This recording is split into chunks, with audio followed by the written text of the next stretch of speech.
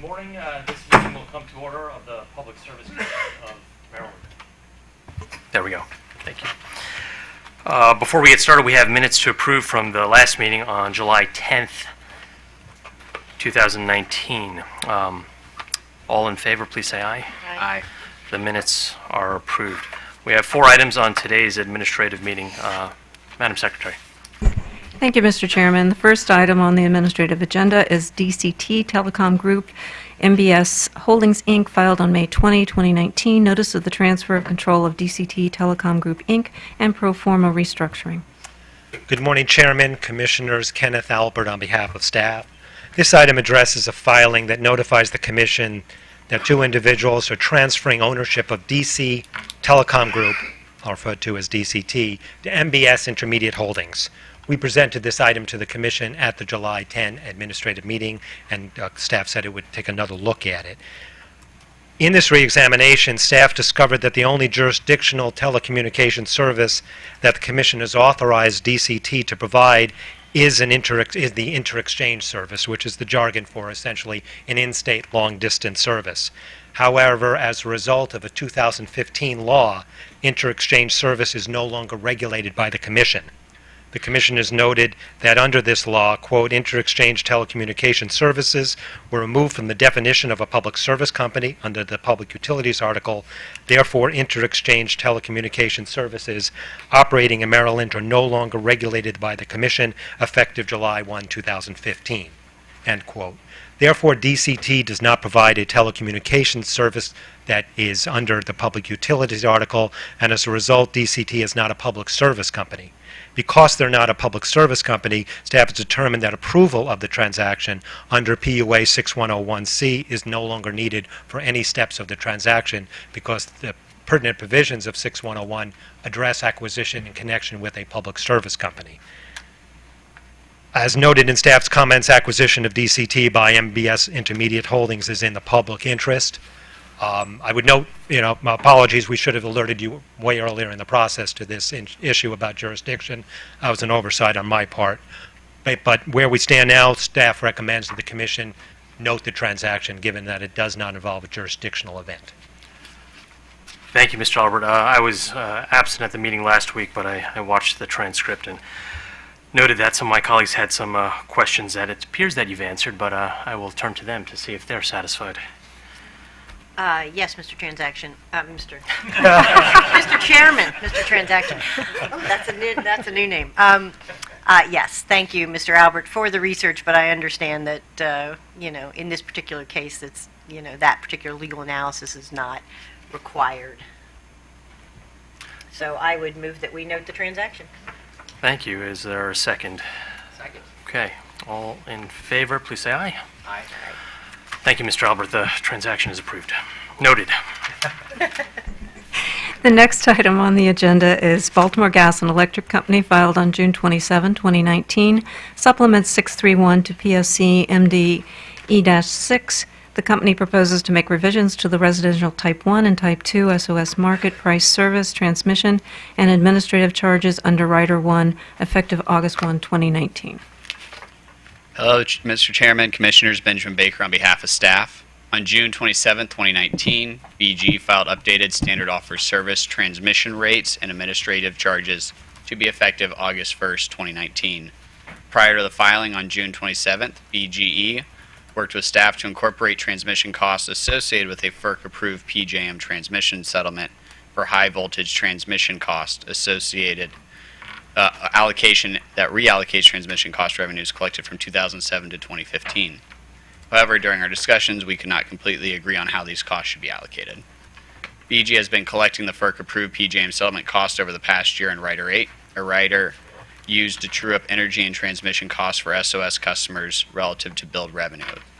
BG in their filing did reallocate costs associated with the FERC-approved PJM settlement using a historic revenue allocator as supported by staff and proposed to reverse some, but not all, of the PJM settlement cost from Rider 8 and put these costs into proposed transmission rates. Staff believes all costs associated with the FERC-approved PJM settlement should be reversed from Rider 8 and placed into current transmission rates to ensure there is no class cross-subsidization. Staff notes the Commission directed the PHI companies to follow a similar method on May 15th, 2019 for their transmission rates. Therefore, staff recommends the Commission direct the company to revise the tariff pages to incorporate the rate design changes presented by staff with an effective date of August 1st, 2019. Additionally, staff recommends the Commission direct the company to reverse the FERC-approved PJM transmission charges placed into Rider 8 since July 2018. Thank you. I'm available for questions. Thank you, Mr. Baker. Counsel for the utility. Yes. Good morning, Commissioners. Beverly Socorro, BGE. I'll start by saying I believe that BGE and staff did agree on the allocation methodology. Originally, when we made the filing, we were allocating it based on our current, loads for the customer classes, where staff believed because we were looking at historical costs, that it was more appropriate to go back and look at what the historical loads were during those time periods, so it was a more appropriate, comparison of the costs and the allocation methodology, which we did agree on. What we didn't agree on was the methodology for doing this. Basically, we looked at what was originally through Rider 8 allocated to each class. We then looked at what should have been allocated using staff's proposed methodology, which we agreed to, and what BGE did is just took the difference and put it into Rider 1. Instead of taking out some from Rider 8 through Rider 8 and then putting it back all into Rider 1. Simplistically, if you take 1 out of Rider 8 and put 2 into Rider 1, it's the same thing as doing nothing with Rider 8 and putting 1 into Rider 1. We haven't heard from staff that they agree with each of the individual components. What we don't understand is they're saying that there's still some subsidization, and frankly, we don't see how that can be, because again, we're just doing the net effect. Staff saying, no, you have to do kind of the full thing, both the in and the out instead of just the net of the two. Staff expressed concern because there were different methodologies, or in Rider 8, some of the rate classes have the same rate, where in the Rider 1 SOS rate, they all have different rates. We're using different rates for each class in what we're putting in through Rider 1. So again, we just don't frankly see where this continued cross-subsidization is going in or going on. We're also concerned, at the end of the day, the net effect should be the same. Customers really don't see all these components on their bill or in the price to compare. But when suppliers or others, other customers, they could be looking at the individual components. They could be looking at just the Rider 1 rate. And if we take all the costs that had been recovered through Rider 8 and now put them into Rider 1, it could artificially inflate Rider 1 and send kind of an incorrect price signal to suppliers or anyone who is actually looking at just the Rider 1 rate. So again, we think just doing the net effect, because again, we can't see where there's still any cross-subsidization that staff has any concerns about. We think it's just better to do the net than to try and do this in and out that staff is proposing. So the utility is suggesting that the net effect to customers is either negligible or they would not see any change. No, they're still going to see a change, but I guess what we're saying is, again, if you have Rider 8, which is where we are recovering the costs through previously, if we take them out and then put it all in again through Rider 1, it's all going to net to zero across all the classes, but doing the net is the same as doing the separate components. So again, if you take 1 out of Rider 8 and put 2 into Rider 1, it's the same thing as just putting 1 into Rider 1. So are you saying your proposal gets us to the same endpoint as staff's proposal? We believe so, and staff has not shown us how that doesn't happen yet. Okay. I'll turn to staff if they have a response. So on page 3 of my buck sheet, middle, I give an example of this where it's not going to be exactly the same. So rate schedules G, for example, G and GU, they have a different transmission rate than GS, but G, GU, and GS all share the same SO or Rider 8 charge, to my understanding. So therefore, you're going to end up having some customers across the different classes pay a slightly different rate than if it had been in the transmission rate versus had it been in Rider 8.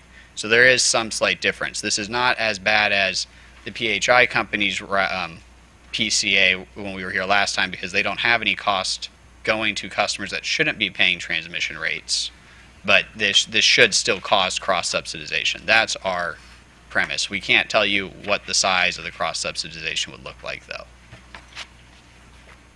Does the utility have a principled objection with regard to staff's proposal, or is it just the utility's position that it's not unnecessary level of detail in the accounting?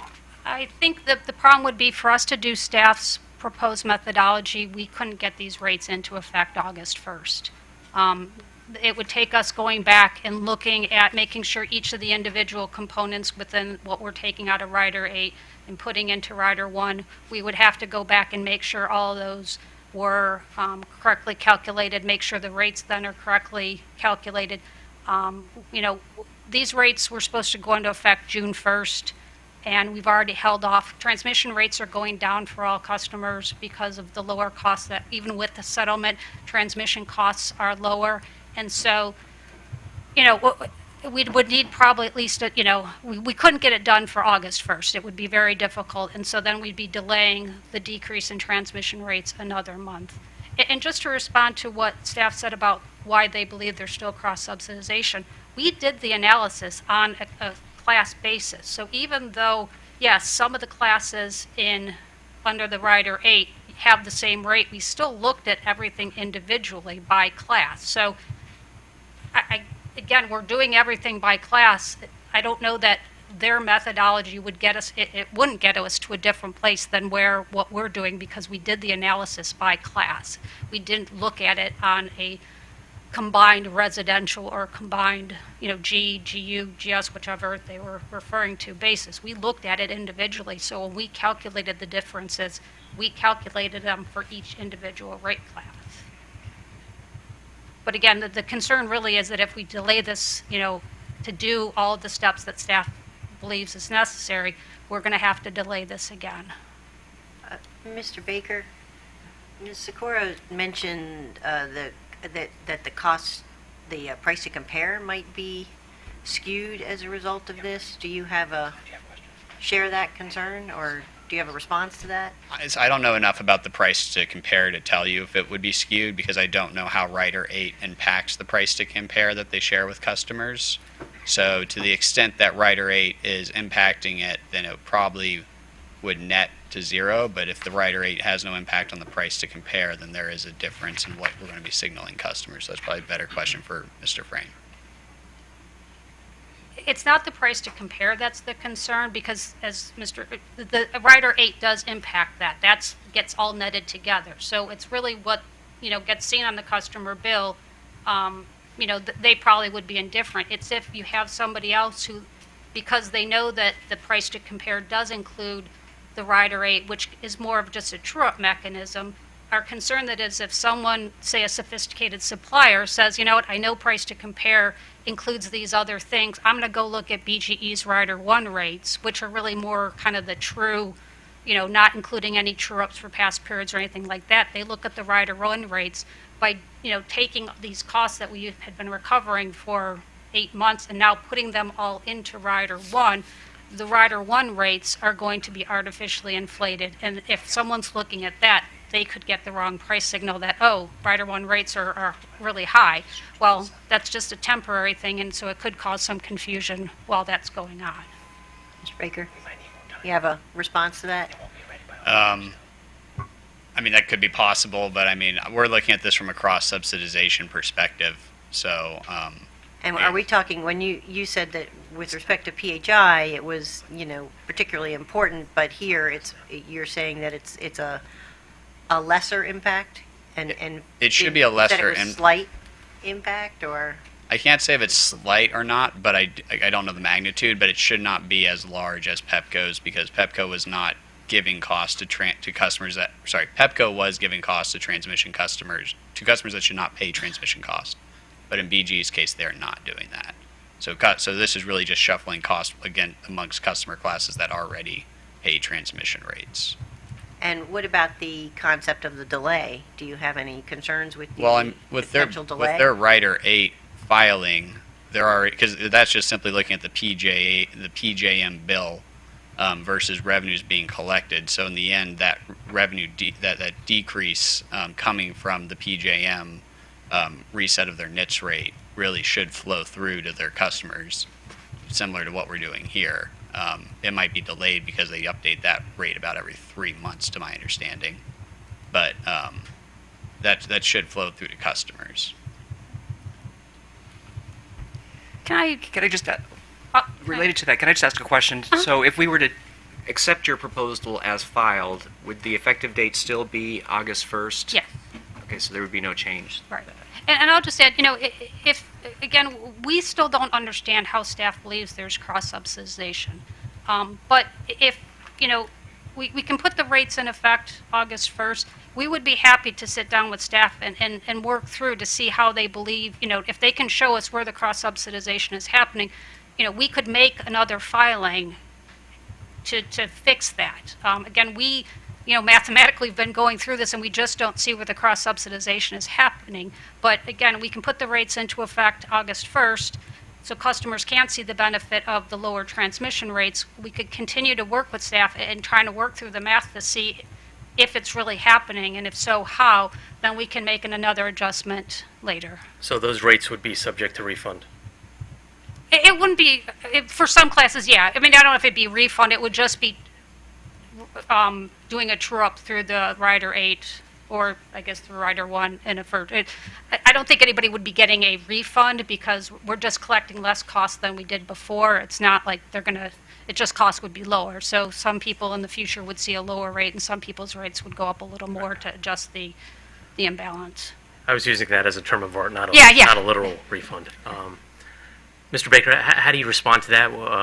Would staff be comfortable with allowing the rates going into effect, also having discussions with the utility to see if there's any... We would be okay with that. Because I was concerned when staff did recommend that there is the potential for cross-subsidization. We have cost causation principles at play here. The settlement costs, the FERC settlement costs were collected for a period of about 1 year, less than a year? Less than a year. Yeah. Okay, all right. And they need to be placed in the right account, but if the other commissioners are comfortable, I would accept the utility's commitment to work with our staff and staff council to determine if there are any potential cross-subsidies, and if there are,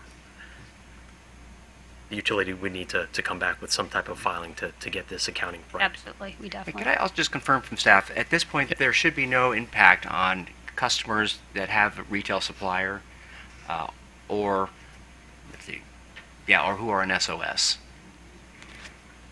This would Because impact those are already embedded, those transmission costs are embedded in their current contracts. Right, or so SOS. This would have impact. My understanding is this has impacts to the SOS customer, but to the Even to the residential SOS customer. to the residential SOS, Okay. but it should not impact It should not impact those who have supplied. That's the transmission costs are. The settlement should impact their suppliers, and then how the suppliers pass that on to the customers is But their not, choice. they won't have the immediate or direct immediate impact. Right. Okay. It depends on that. But in our situation, this is impacting customers that are taking service under SOS. Okay, but the current SOS rates for customers you say they do not already include the NITS charge, the tech charge, the RTEP charges, transmission charges. Those are separate. Right. I guess if you were to go to BGE's buck sheet really quick Okay. and go to the last page, or second to last page of it. My bad. Sorry. Let me just find it. It's their tariff. So if we go to their tariff, Rider Okay. 1. Yeah, I'm there. So you're going to see two groupings of columns, and then the third grouping, that's the total SOS rate, is that third column. Okay. So the transmission rates in the second column, or the second grouping of columns, that's the ones that we're changing, and these will be for SOS customers. And then over in the generation rates, the column called admin charge, that was also impacted by this filing, though there was no issues with that. Okay. So I guess to the extent that that's the extent of this proposal. That's who it's impacting. Does that help? I believe so. But I would agree with the chairman that we probably should make sure that there isn't any cross subsidization taking place with this transaction or with this change. Okay, with that, I will move that we accept BG&E's filing and direct the company to work with staff to determine if, in fact, any cross-subsidization is occurring, and if so, to make a filing to address this subsidy. The tariff sheets can take effect August 1st, 2019. Thank you. Thank you. All in favor? Aye. Aye. The motion is approved. The next item on the agenda is item 3, Maryland Building Industry Association filed on April 29, 2019, petition for immediate stay of SMECO's total conduit environmental policy and request for hearing.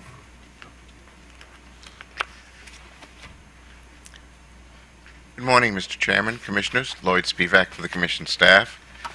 Staff has written fairly extensive comments on this filing, detailing our recommendation and the basis for that recommendation, as well as a number of other options the Commission may consider if it disagrees with staff's conclusions or wishes to address broader policy implications raised by SMECO's new policy.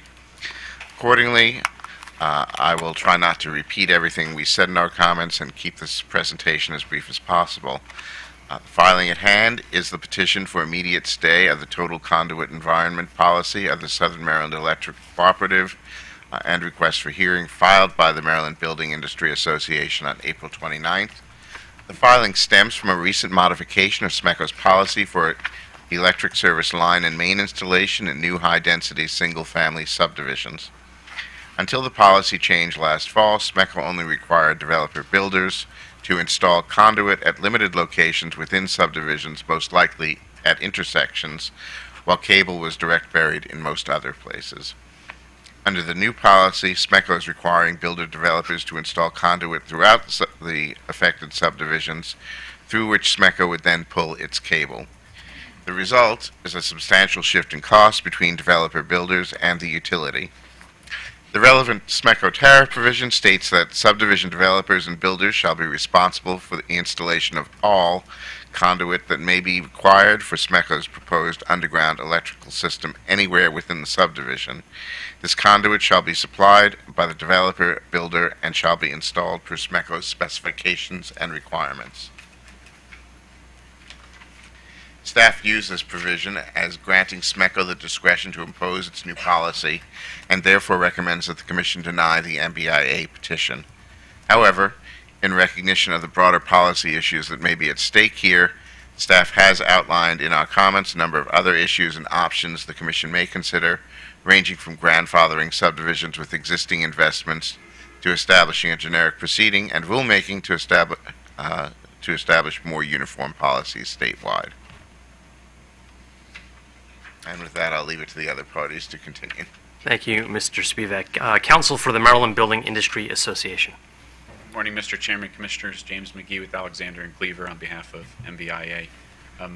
Very briefly to start, and then we're open to any questions that you may have. There's several members of my clients that are here today, and just briefly to talk about them. MBIA is a trade organization, not-profit trade organization, represents over 1,100 member firms in the Maryland and D.C. area, including in SMECO's service territory. It's over 100,000 employees that are involved in that home building industry, and that building industry produces $1.7 billion of income to Maryland, $371 million in taxes, and another 23,000 direct jobs. This change that has occurred has a substantial impact on my clients and also on the new SMECO ratepayers that occupy the homes. What Mr. Spivak correctly pointed out, that the process where these conduits or plastic pipes were only required at road crossings. You may have 4, 5, 6, 7 road crossings You're talking in the hundreds of dollars of what you would pay for each crossing, so there's in the low thousands of what a development would incur as a result of the conduit policy that was in place for the past couple decades. Around 2016, 2017, 2018, things started to change where SMECO gave guidance or other requirements as it relates to their increased policy regarding to conduits, where they now required in some instances throughout an entire subdivision. So you're talking basically parallel to where the homes would ultimately be built. Instead of just having the utility come and direct bury the line, SMECO is now requiring my clients to dig that trench, to put in that plastic pipe and have it be ready for SMECO to then follow up and insert the line in. As a result, instead of hundreds or thousands, small thousands of dollars for each subdivision, you're talking high tens and hundreds of thousands of dollars, depending on the size of the development. And as a result, these ratepayers, once they buy the home, are really benefiting future homeowners that may purchase that property. They're also paying for, in the embedded rates that SMECO has, the line extensions that other homeowners in different areas of SMECO's territory have dealt with, whereas those people are not paying the same to the line extension for the customers in the new development that SMECO is requiring this conduit. We think there's several issues with this. We think that there's not a need to establish conduits all throughout a subdivision. Staff references in their filing that there's no studies that show that conduits are better than the direct bury. SMECO, in data requests, the data responses that staff attaches, acknowledges that the life expectancy of a line, both in a conduit and out of a conduit, are 30 years. What SMECO points to the most, and what staff acknowledges the most, is the cost savings that will occur 30 years from now when SMECO eventually replaces a line, how it's much easier and much more cost effective to access that line that's already in the conduit. So you're having developers and new homeowners pay for this gold-plated installation of the transmission or the distribution line that won't have any effect at all on SMECO's cost until 30 years from now, and we don't think that's appropriate. What we're seeking is less of a stay and more of an immediate ruling today, or very soon by the Commission, that this total conduit environment, where the full cost is put on these builders and the new ratepayers that occupy those homes, it's not prudent, it's not appropriate, it's not equitable, and for the Commission to require SMECO to change their tariff language to only require them at crossings, like has been their practice for the past several decades.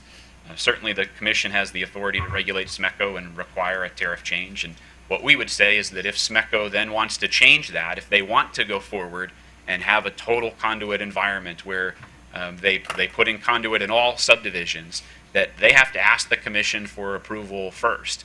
They have to prove, pursuant to COMAR, that their line extension policy is prudent, which they have not done, and they acknowledge they have not done, that they have to do it at that time.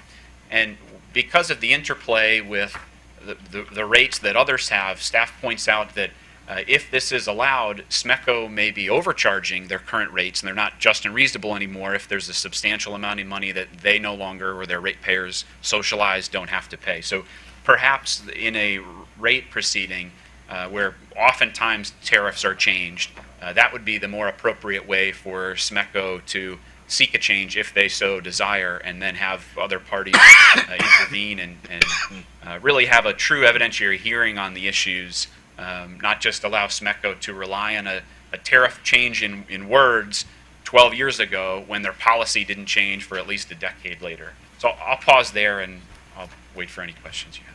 Thank you. Why don't we have counsel for Southern Maryland Electric Cooperative make a statement?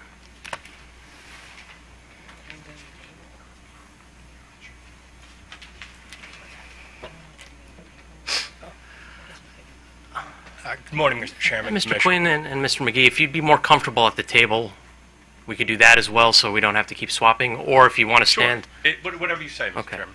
Why don't we sit? And Mr. Spivak, if you'd like to join us. Mr. Chairman, Brian Quinn here today on behalf of SMECO. I do have a couple of engineers with me to answer any technical questions you may have as well, and I can call them up as needed. We've really said all we think is needed to be said in our briefs, and I know you've read them.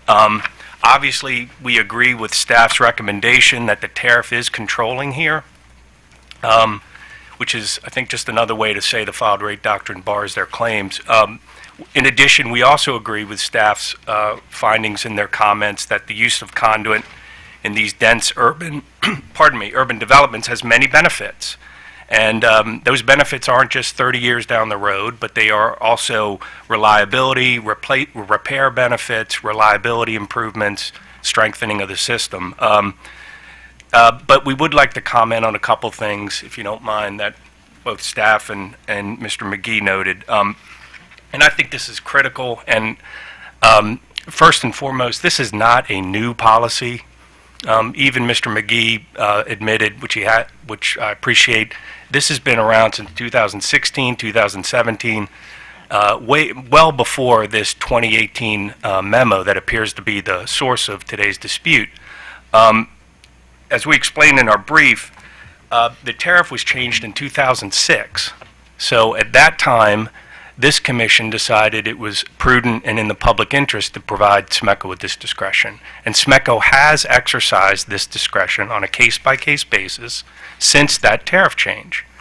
So that's 13 years ago. This idea that we waited and sat on our hands for 13 years and did not require total conduit is just incorrect. It's inaccurate.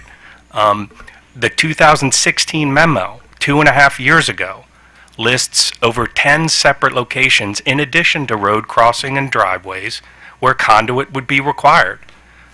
Staff's comments simply refer to the 2016 memo in a footnote, and they really gloss over it. But that memo could not have been more clear. That's 2.5 years ago.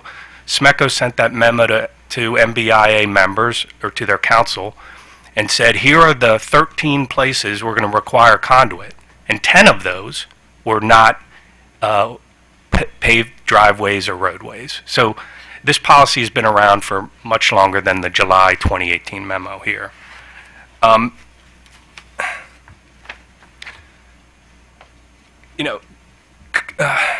Could the 2018 memo have been written better, maybe more clearly? But it does, I will admit it says something about from this point forward, the language isn't perfect. And could it have referenced the 2016 memo? Sure. But it's all in an effort by SMECO to communicate with builders. They've communicated with them on a case-by-case basis every time an application is filed. But in addition to that, they were getting inquiries more and more. And all of this is related to the migration and developments we've seen in southern Maryland. And again, staff agrees with the reasons behind a conduit policy. I mean, you don't want damage from other utilities. You don't want to cross many different public utility easements that could all lead to problems and issues with repairing and replacing the conduit. Staff agrees with those benefits. They agreed with them in 2006. OPC agreed with them in 2006 when we made the tariff change, and staff agrees with them today. And so we really feel that SMECO has been implementing this policy for a long time. It's changed, it's evolved in its application due to the development practices by the builders in southern Maryland. In the old days, you'd have houses built in large lots with no public water or sewer, no curbs. Now the homes are clustered much closer together with sidewalks, public sewer. There's just a lot more in the ground, and that's why this conduit policy makes sense.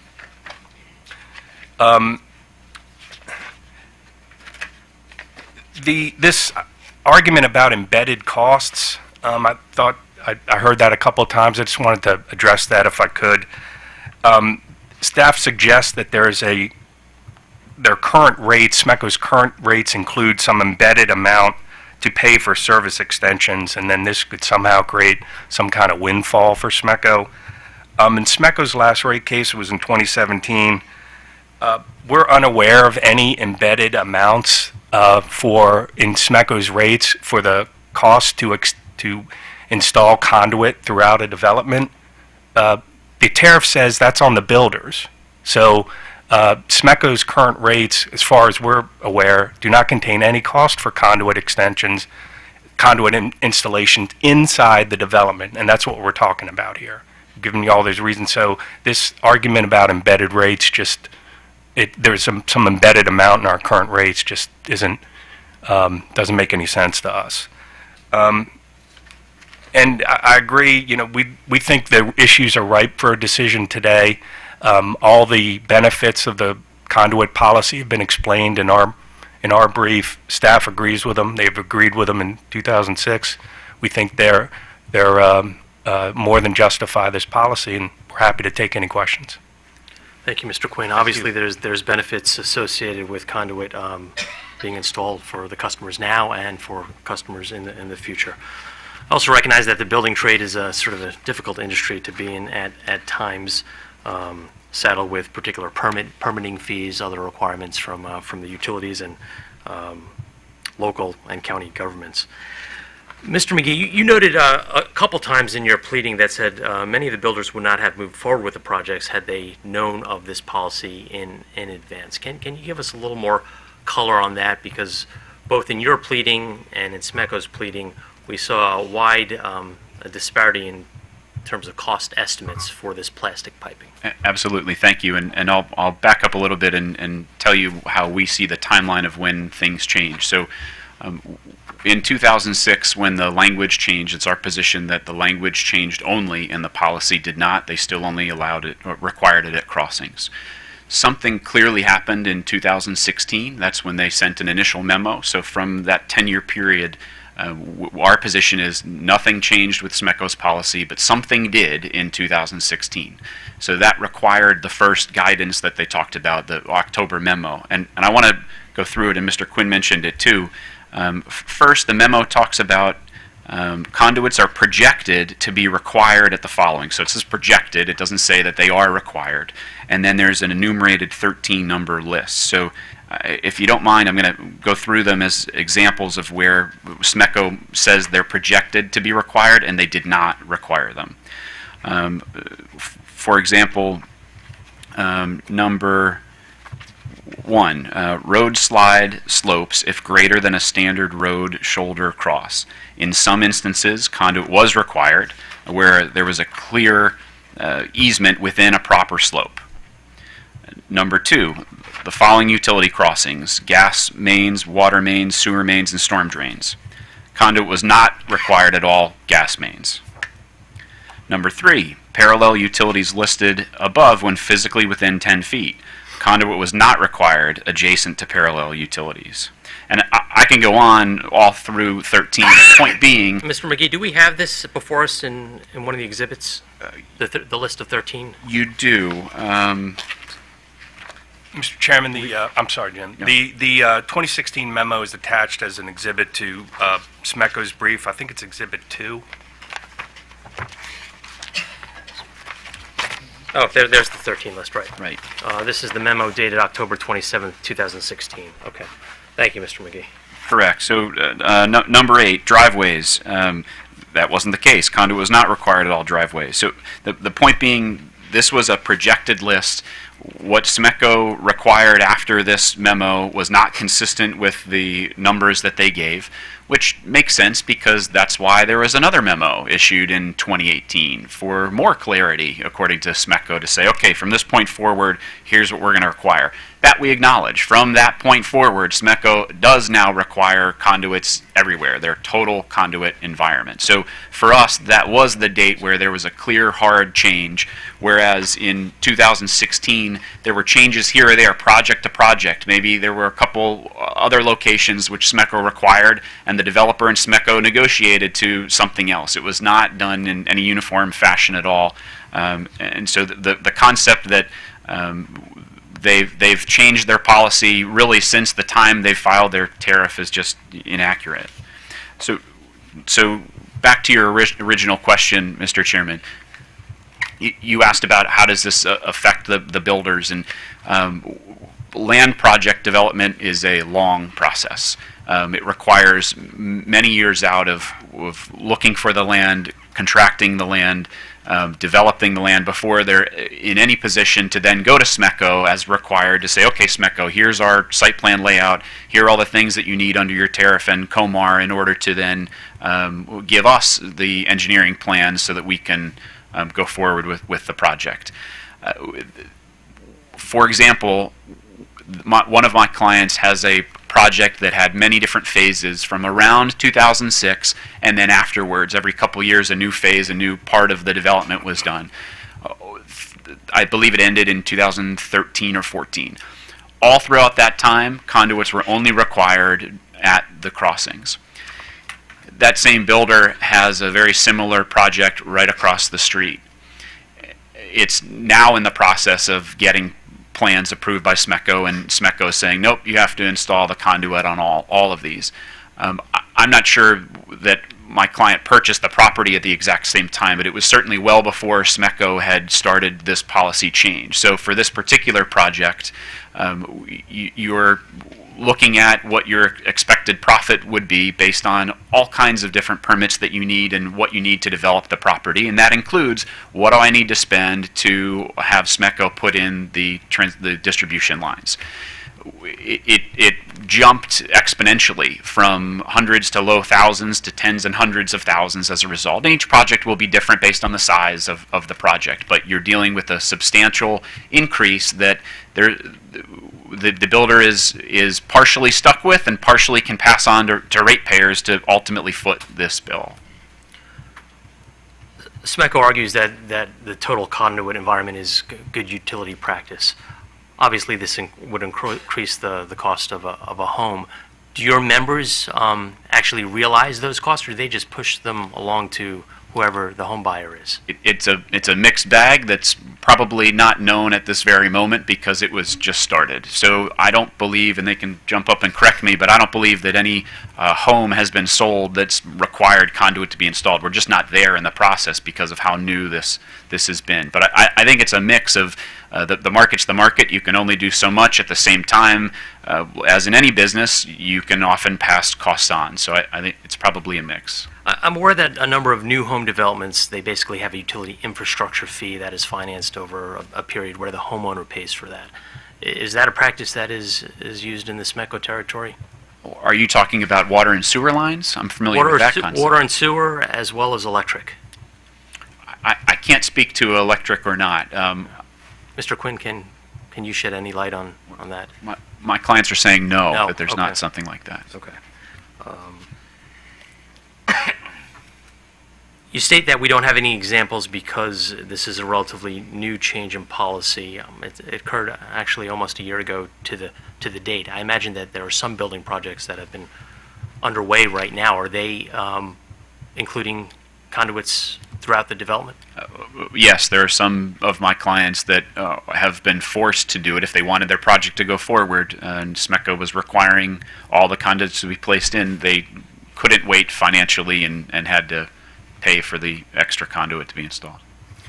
I am troubled reading both the arguments. It appears that SMECO is saying that the cost of a home, and granted these are going to be different, $400 to $500 per home. I believe your argument is going to be 10 times more, maybe $4,000 to $5,000 per home. Can you help explain that discrepancy? Sure. So I think part of it is based on information that we provided, my clients provided to SMECO during some of the meetings after this occurred. I think it might have been in August of 2018 or so, and there was reference to around maybe $1,000 a lot of an increase rather than a 4,000 or so increase that we'd say now, and that's just because it wasn't done yet. That was just projections that my clients had at that time to try to figure out how much would it be. So further evidence that it wasn't required before by SMECO. This was something new. That was their estimate. Now that some projects have gone forward with actually paying other contractors to come in to dig the trench, to install the conduit,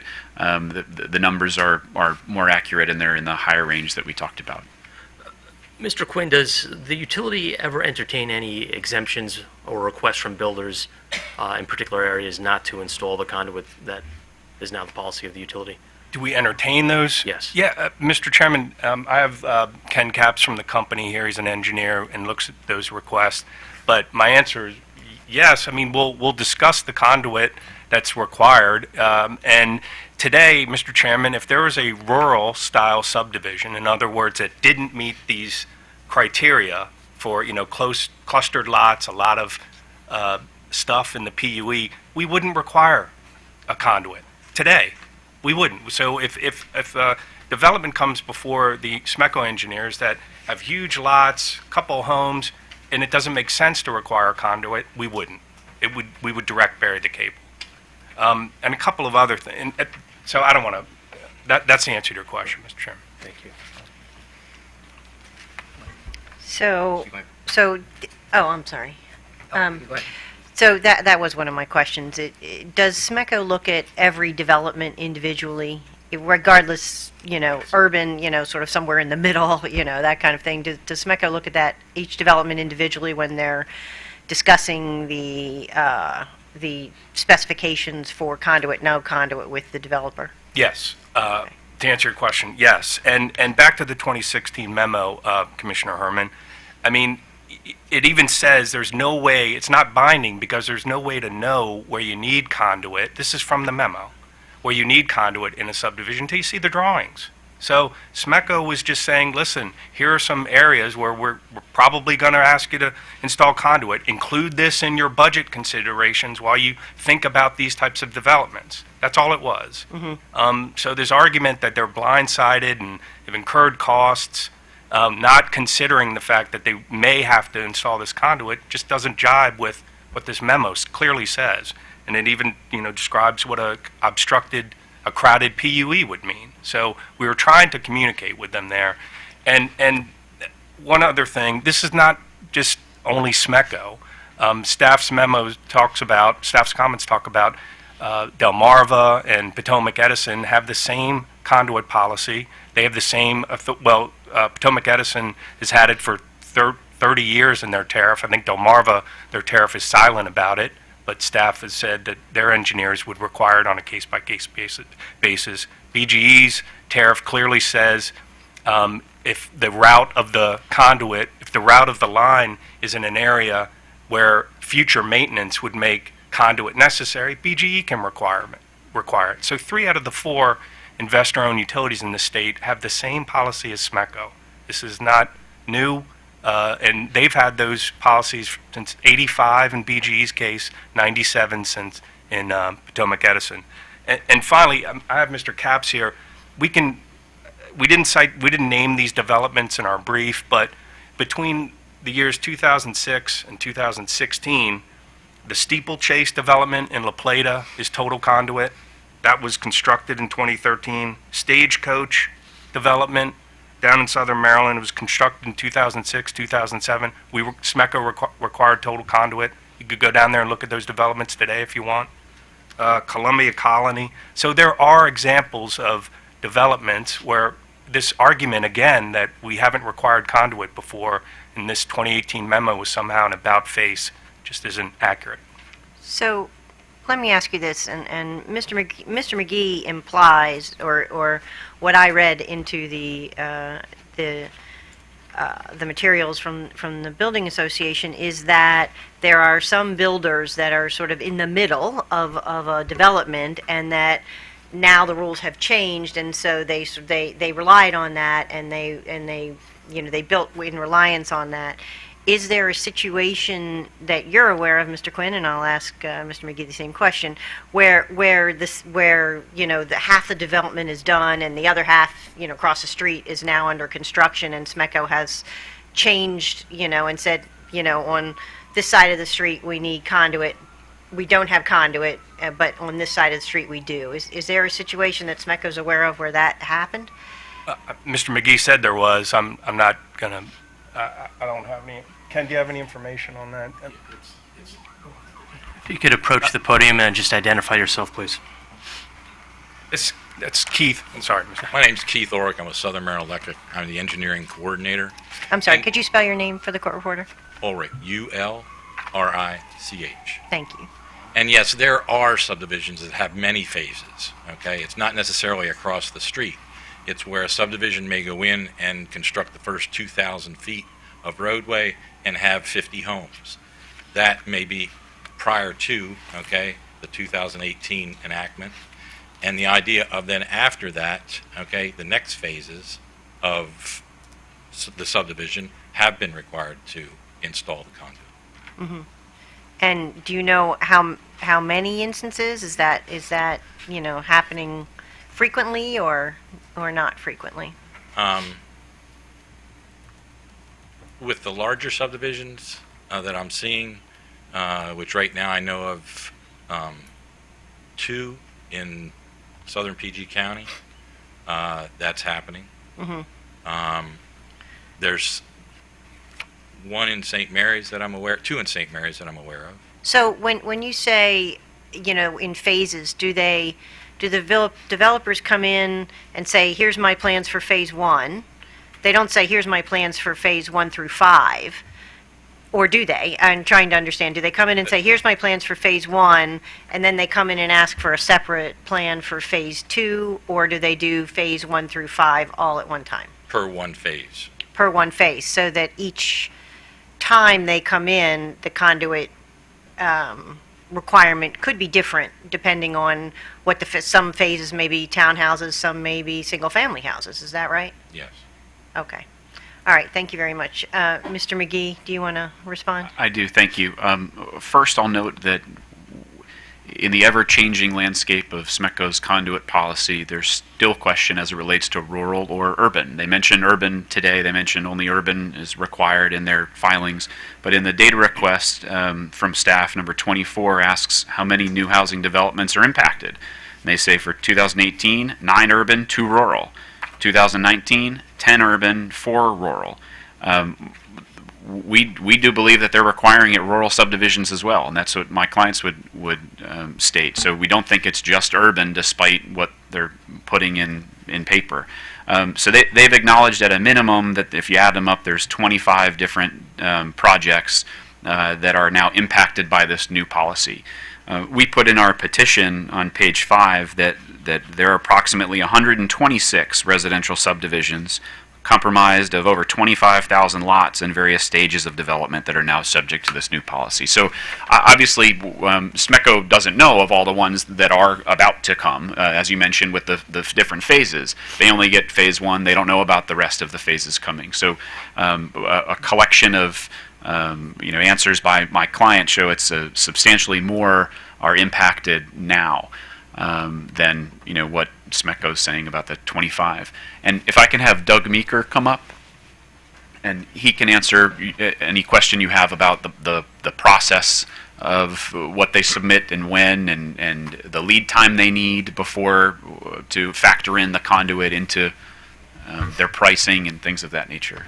Okay, briefly, Mr. Meeker, I don't really have any more questions, but if you... If you don't, then it's fine. Okay. If I've answered them, then Okay, we're you have. Okay. I think I have a good sense now.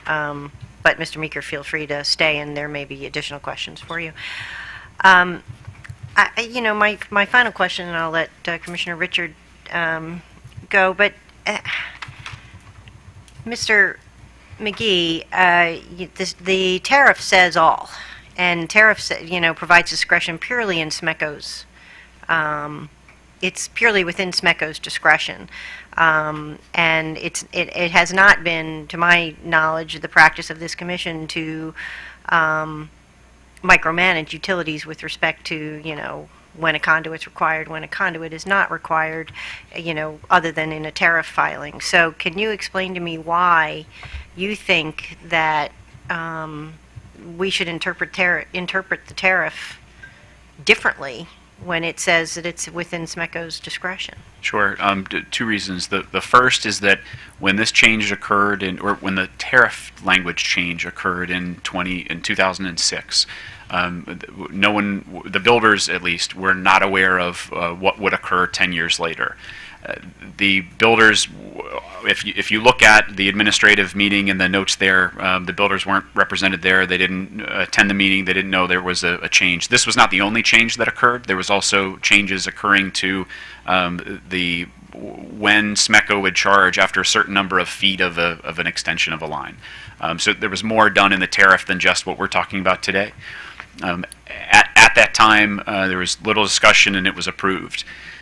A couple months later, a month later, I'm not sure the time frame, very soon after, builders then went to SMECO because SMECO was now changing this extension policy of certain number of feet and what they would charge. And they said, wait a minute, what do you when did you change this? You can't do this. And they pointed to what they did at the commission.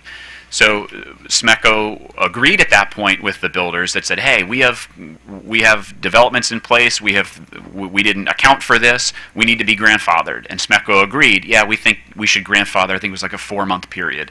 SMECO came back to the commission and said to the commission, we're aware of these issues now that we weren't before, that the builders have. We agree with them, they should be grandfathered in. At no time did the builders or anyone raise any issue with the language we're talking about now because, again, there was no change in policy. So when that language was passed, the builders see it and think anything that SMECO may require, they'll put in. Okay, well, they require conduits under road crossings. They did before the change in the tariff. They did after the change in the tariff. That must be what they mean by that language.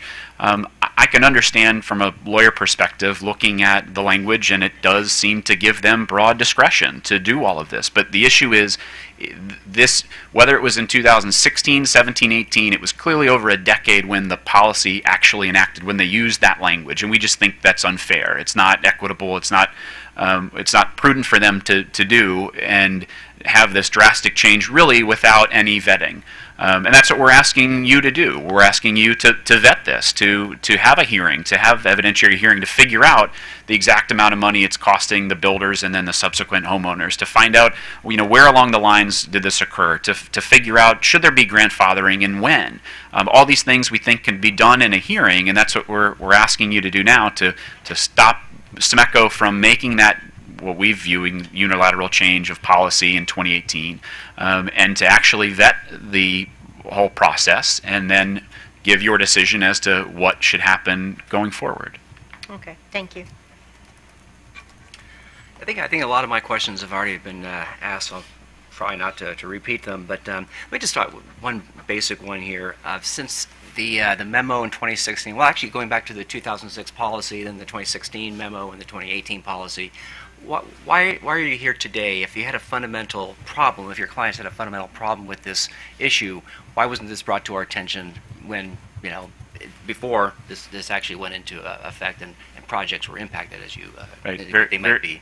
Right, very good question. So from our position, nothing did change from 2006 until sometime in 2016, which then caused that guidance memo to be issued and then meetings thereafter. But that back in you said you have a problem fundamentally whether it's even a good idea, whether you wanted to challenge the basic concept that an all conduit requirement or an expanded conduit policy would go into effect. So in again, 2006, it's 2006, and then they got very specific with the 13, which is pretty seemed all encompassing to me. But again, why wasn't this brought to the Commission's attention much earlier than this? So in 2006, their practice was the same as it was before, and the change in the language was interpreted by the builders to mean, okay, they're codifying their existing practice of requiring it at crossings. Because prior to that, there wasn't anything in the tariff about crossings. They knew that conduit was required here and there, and ultimately, that's something that the builders were comfortable with. You're talking a couple $100 at a crossing and a low number of crossings. So it's a small amount that didn't warrant any reason to come to you. In 2016, the change occurs where it's more of a case-by-case, and SMECO has worked with the builders for the past several years up until this June 2018 timeframe, where a builder would submit the information required, a plan would come out, and might have conduits at various places that were new and different, and the builder talks to SMECO engineers, and why is this here, why is that there, and there's some type of compromise worked out, and maybe there's a couple extra conduits done on one of those 13 lists, but in no way, shape, or form were conduits required on any close to the majority even of that list of 1 to 13. So you had this changing policy as it's going on a case-by-case basis, really, from 16 to this hard stop of June 2018, boom, all conduit is going to be required. Where there is no negotiating anymore. There is no just under crossings or just under a driveway or it's everywhere. And that's why we then came to you now, because of the hard and fast rule that they've adopted in June of 2018. Okay. Just so I can understand, in the request that we might consider a grandfathering of these projects, I guess the most specific I can find in your complaint in how we would determine what would be eligible for a grandfathering would be if something is completed at a certain stage of development. And in another point, you talk about, the fact that there were investments made that again should be considered. Are your clients, able to provide a much more detailed, more concrete explanation of what that is? How would we know that that there had been this completed a certain stage where investment had been made, and now you're out? Right, understood, and good question. So the earliest that we think one can go back would be probably when there's a contract from the builder to buy the land in which they want to develop. And that would be the earliest point where they're not in negotiations anymore. They're actually paying for the land. So they'll know, is this price too high, too low, whatever, based on what expected cost that they'll have to develop it, including the conduit. So that would be the earliest point that we'd say that would make sense, that once a builder has actually contracted for this land to develop, anything after that point, they've run their numbers, and it didn't include this large increase in conduit. How specific beyond just large increase? I mean, we're talking about would they be able to sit down with SMECO and say there's been this percentage threshold, a change? Absolutely, right. So they could easily say that in this development, here's where you used to require it. I don't think there'll be a factual dispute by SMECO. I mean, it was pretty well established that here are the crossings that you would normally have, what you used to do. That would cost X amount of dollars roughly. And then now you're acquiring it all over the place, and it could be quotes that each individual project brings to SMECO and say, here's now what it costs. It's exponential. It's to 10 to 15,000, now 200,000. And again, it changes based on the size of the development, of course. But I think that's readily known and easily obtainable. Okay, so, and then also the number, a discrete number of projects. I think you mentioned 126. I don't know if you were talking about subdivisions. And then in the data request, staff data request to SMECO for the urban subdivisions, which my understanding are the only types of projects that are impacted by this change in policy. It's listed more as 19 between 2018 and 19. Would your clients be able to come up with a number, a specific number, and match it to a specific criterion as to what would qualify, or at least what your proposal would qualify for a grandfathering? Yes, we could. And the 126 residential subdivisions that we noted, I personally don't know where that is along the chain. Is that where I mentioned that there's a contract? Is it somewhere else where something else has been done to the land to get it ready? I'm not exactly sure, but sure, we could definitely go back to with a set criteria that says from this thing forward, this sign the contract forward or whatever is determined, here's the number. And obviously it's going to be different than SMECO. SMECO has a lower number because those developers haven't given the plans to SMECO yet, so SMECO doesn't know what's coming down the pike. Well, my concern here is that the accounting could get very complicated very quickly. What relief are you seeking through the grandfathering arrangement? Just the permission not to install conduit? You're not seeking financial If the commission decides to go down a grandfathering path, we would want all of the developers and builders that have relied on the past conduit policy by SMECO to not be harmed, and in turn, their ratepayers that are going to buy those houses to not be harmed. So they would be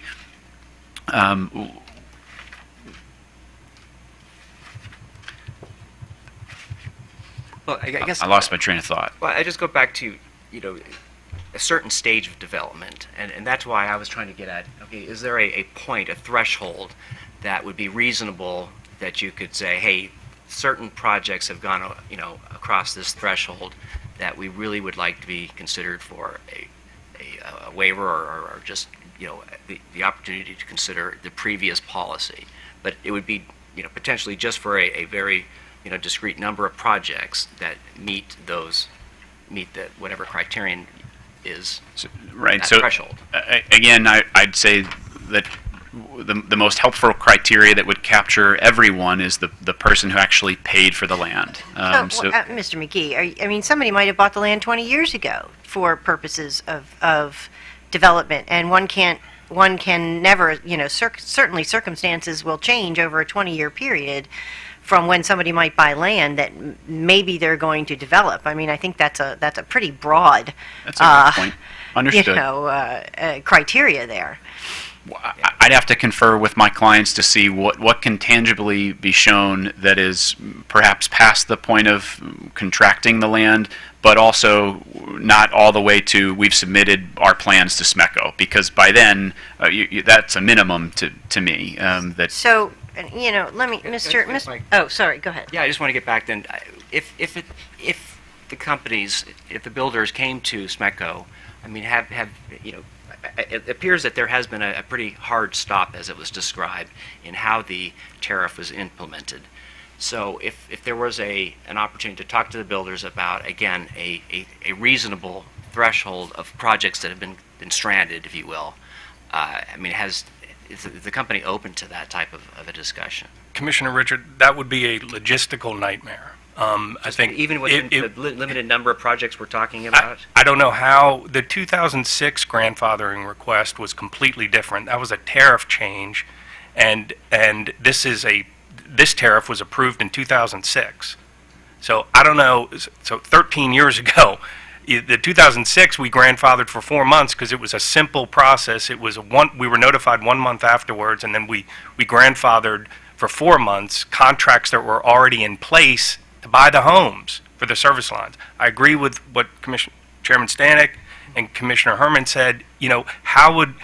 If you guys issue a public order tomorrow saying SMECO has to grandfather, everyone in Southern Maryland is going to run around and try to get a contract in place or try to take advantage of this grandfathering. And let me say one other thing, Mr. Chairman. If you grandfather, Commissioner Richard, we're not talking about whether or not conduit would be required or not. It would be. If you grandfather, it's not like we're only going to require conduit at crossings and driveways.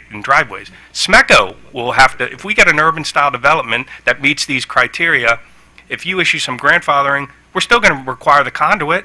Those reasons to require conduit are obviously prudent. Staff agrees with them. So if you grandfather somebody tomorrow, it's SMECO will have to go out and install the conduit in these urban style developments, and then we're going to go right back to I don't know if the builders really want that, because one of the reasons we made the change was because it was easier for the flexibility of their scheduling in the first place. Okay. I was just trying to understand if there was a discrete small number of these projects that might have been stranded because they were at a certain stage of development that they were now, challenged economically. So, Yeah, and again, not to create, even suggest that we look at creating a logistical nightmare, but just given the hard stop in the way the company has implemented this policy, if that is something that the commission should consider. Again, for a very small number of projects that may have been, rendered uneconomic. So that's- Again, Commissioner Richard, I just, the sweeping statements here that SMECO made some, about face in 2018, that's not what happened. The 2016 memo should have, you read it, it's pretty clear to me that there's 10 other areas where you're not going to require, well, you may not require where you're going to require conduit that aren't road crossings and driveways. And if they made this decision, this argument that they weren't on notice, when you read that 2016 memo on its face, it's pretty clear to me. We just don't think there's any basis for this grandfathering request. Okay, thank you, Mr. Chairman. I'm sorry. If I can Mr. Chairman, Yes, Mr. Spivak. I would like just the opportunity to respond to a couple of points that I've heard my colleagues raise. First, there was a question of what the expectations were in 2006, and staff did have some internal discussions on that, and frankly, at the time, I think our expectations matched more or less what Mr. McGee was saying. That is, that it was the tariff language was memorializing what was then the current policy, and that to the extent that more conduit might be required within subdivisions, that would be under very limited circumstances. So I think that was our expectation at that time. But that said, that's not what the tariff actually says. Secondly, the findings that Mr. McGee has asked for really should require an evidentiary hearing if the Commission is inclined to go that way. But I would point out that MBIA would bear the burden of proof in that proceeding, and it would be a fairly steep one. An existing tariff accepted by the Commission is presumed to be just and reasonable. So they would essentially be required to demonstrate that it is not just and reasonable, and why it is not just and reasonable, and the extent to which that is the case. So that would be a fairly steep burden. On the grandfathering, we talked about it, again, that was something that we discussed internally in staff, and the problem we had was that we didn't see any viable proposal put forth. If the Commission is inclined to go on that route, MBIA is going to need to put something that is much clearer and and as narrow as possible forward, and that's not out there at this point. Finally, there was a comment or there was a statement that Counsel for SMECO made regarding the embedded costs, and that was somewhat disingenuous, because clearly part of what's happening here is that SMECO is shifting costs between itself and the builders. There are costs that SMECO now pays to install service mains and extensions that it would no longer have to pay, and its costs would be greatly reduced as a result. I think the information I saw was that the savings could be something in the range of a couple of $1 million a year. And those costs are currently embedded in SMECO's rates in some form. So I just wanted to make those things clearer. Thank you, Mr. Spivak. Commissioner Herman, did you have an additional question? Well, Mr. Spivak, if SMECO is, if it were true that SMECO were putting conduit in on it, and as part of, in rates, and it looks like Mr. Capps may be wanting to answer that, in these more, if that were true, and I'll allow Mr. Capps to discuss that, but if that were true, and they were recovering more than their cost, isn't it true that with a cooperative, they give the excess back to their members at the end of a year? So, I mean, like this concept of gold plating, I have a hard time with the concept of gold plating with respect to a cooperative, because there's absolutely no incentive to the extent that a utility might have an incentive to do that that's an investor-owned. That's a completely different story with a cooperative, is it not? Well, yes. I mean, and that's why we said in our comments that that issue was of considerably less concern with a cooperative than it would be for an investor-owned utility. Right. But also, let me be clear, I'm not saying that there were embedded costs of putting in large amounts of conduits in subdivisions and SMECO's rates, because there aren't, and that was not SMECO's policy to begin with, and even if it had been, SMECO would have been requiring the developers to do that. Oh, so there are costs that SMECO currently pays to install lines, the parts of the process that are not done by developers but done by SMECO. Right. which would in fact, parts of which would now be shifted to the developers by virtue of requiring them to put in conduits, and SMECO's overall costs to install mains are going to be reduced. And that's where that's. If SMECO pays for the mains now, I'm not. But I'm- SMECO doesn't pay for sound to them. me. SMECO doesn't pay for them in conduits, but it does pay to put in those lines. At least that's our understanding. It pays to put in those lines as a direct buried line for the most part. That is where the developers are not required to do the work SMECO is. And SMECO will be required to do less work as a result of the change policy. Okay, Mr. That's Capps. where we see that. Do you want to respond to that? Yes, Commissioner Herman, Ken Capps with SMECO. Mr. Spivak is correct in that there is some cost shift. What we're really talking about is a significant increase in cost because of the conduit. The cost that he's referring to is the cost of cutting open the trench. So we're not cutting open a trench. They're cutting open a trench and installing the conduit. So the cost shift is purely the trenching cost. But we still have to install the cable in the conduit. We still have to provide the cable. And overall, those costs are significantly more than the trenching cost. Okay, thank you.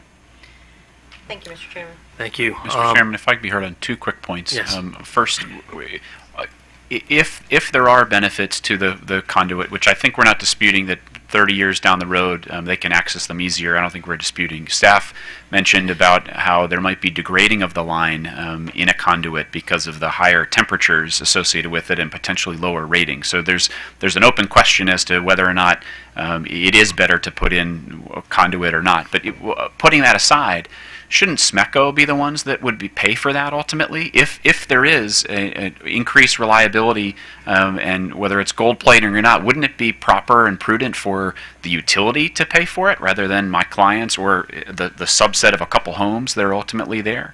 So that's one point. The last is on grandfathering, and I talked to my client more.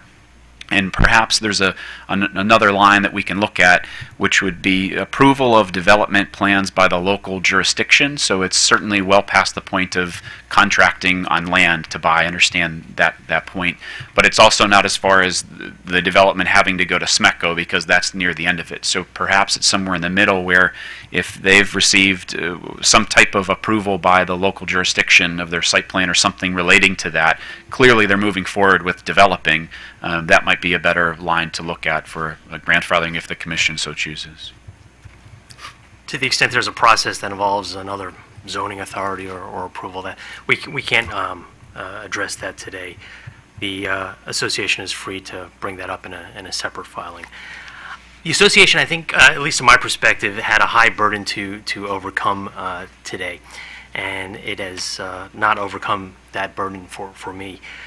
I did not find any detrimental reliance based on the builders or irreparable harm based on the policy that SMECO has established. I find that the policy has been in place since 2006 and that SMECO has had broad authority to use that policy, notwithstanding the fact that they did not begin to phase it in until 2016 through 2018. At the end of the day, this is a tariff issue for me. The tariff appears quite clear, and the building industry should have been on notice since 2016 that SMECO did reserve the right to install a total conduit environment within its service territory. For that reason, I would deny the motion. Commissioner Richard. Yeah, and I also agree that I think the tariff is quite clear. It has been clear since 2006, and I think the company made relatively good efforts in 2016, 2018 to signal to the industry that they were going to be changing how they implement the policy, their tariff, I should say. I am sympathetic to the argument that there could be projects that have been harmed economically.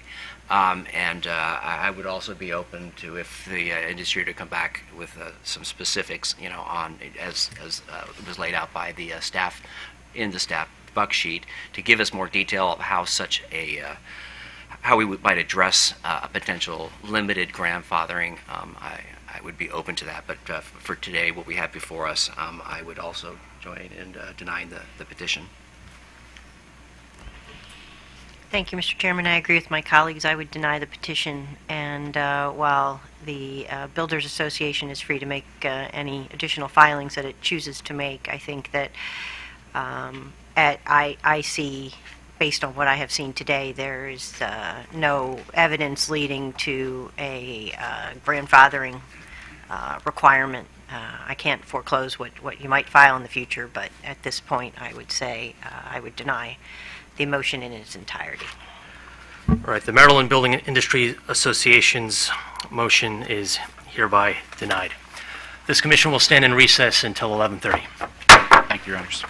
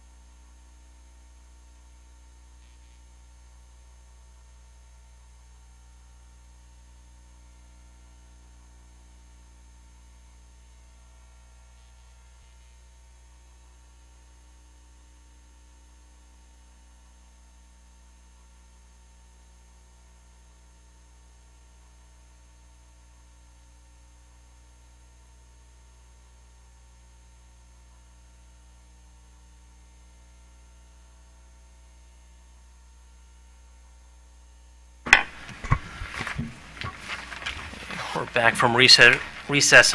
Madam Secretary, the next item on the administrative agenda.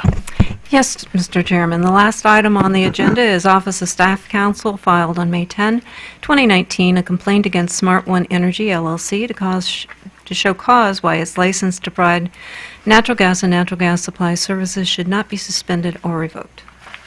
Thank you. Why don't we begin by taking appearances of the parties today, beginning with Staff Counsel. Good morning, Chairman and Commissioners. Peter Wilson on behalf of the staff. Good morning, Chairman and Commissioners. William Fields and Philip Sheehan on behalf of the Office of People's Counsel. Good morning, Mr. Chairman, Commissioners. Todd Chasen on behalf of Smart One Energy, and with me is Alex Montano. Thank you. Is Ms. Montano a counsel? She is. Okay, thank you. Can you please spell your last name for the record? Sure. It's Montano.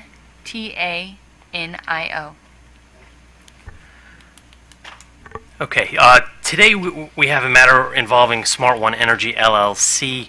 The scope of today's evidentiary hearing is limited to the scope of the complaint that Staff Counsel filed on May 10th, 2019, and the procedural notice that was issued on July 8th of 2019.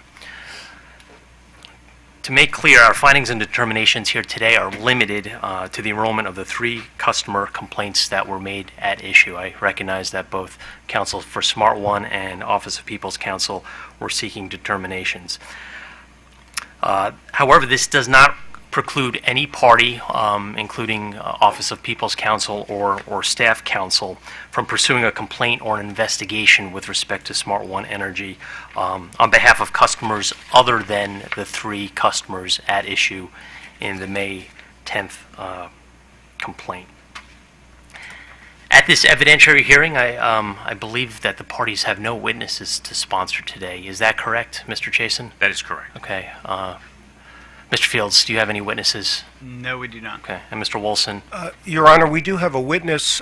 We don't propose to put the witness on for direct examination, but Mr. Kevin Mosier, Assistant Director of Energy Planning and Analysis, is here to answer questions if the Commissioner should have them of him. Okay. Thank you, Mr. Wilson. So the Commissioners may ask questions regarding the circumstances of these 3 complaints, as well as Smart One Energy's business and operations practices. After the period of questioning from the Commissioners, we will allow parties to have an opportunity to be heard on the issue of the appropriate penalties, the future licensure conditions of Smart One Energy, and any other remedial actions.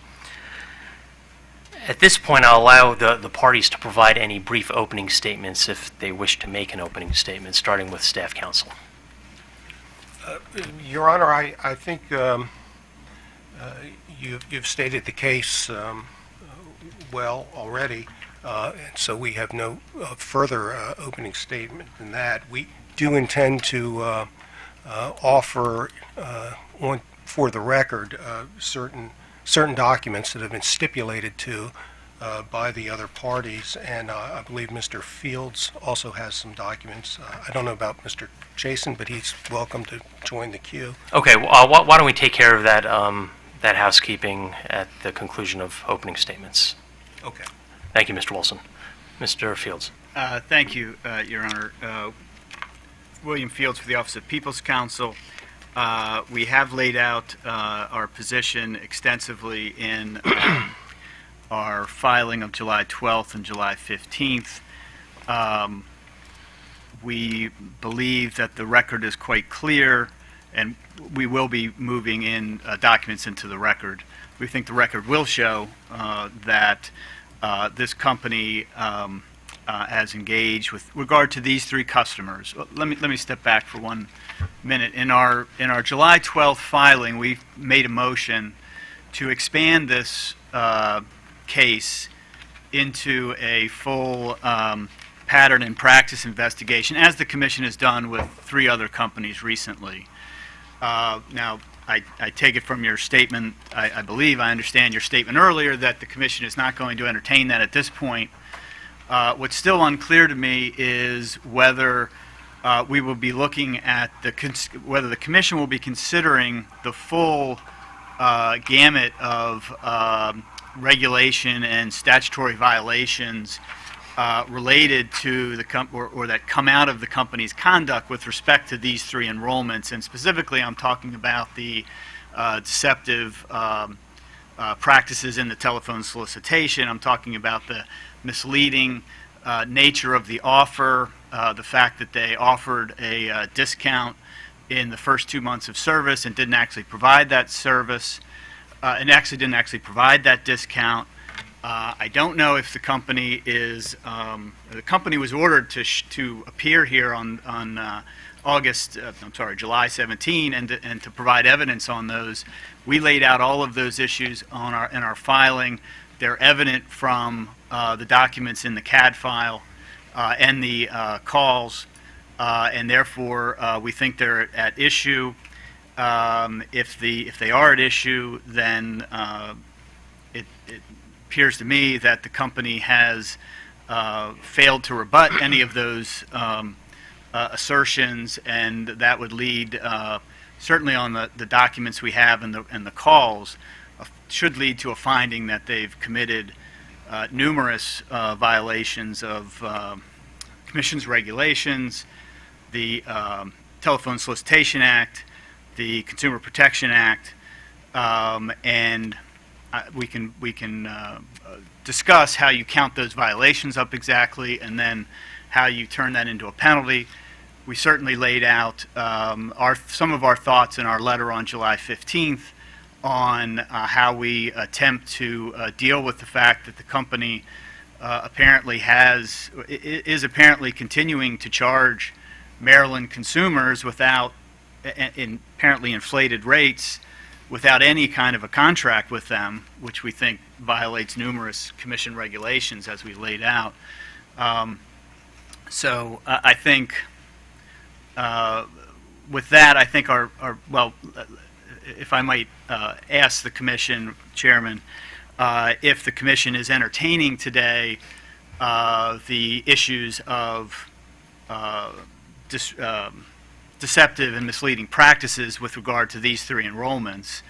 If so, as I said, our position would be that the company, that's clearly laid out in the documents in our pleading, and the company was obligated to bring evidence here to rebut that. Apparently, they're not going to do that, in which case I think that leads to a finding that they've committed many violations, and I suppose the Commission could then proceed to try to fashion a remedy and penalty for that. Thank you, Mr. Fields. With respect to your question, one of the three violations that was noted in staff's original complaint was deceptive practices. And as I understand it, the company is not contesting liability with respect to these three prongs, being lack of a signature, slamming, and deceptive practices. But I'll let the company respond to that. Mr. Jason. Good morning, Mr. Chairman, Commissioners. Thank you for the opportunity to be heard very briefly. I think that my letter of July 15th pretty well summarizes what our position is here. I think that the way that I look at this, and I'd suggest that the Commission look at this, is that it's qualitative versus quantitative, right? The information that's now before the Commission certainly gives a qualitative sense for the issues, the very serious issues that have occurred with respect to this supplier.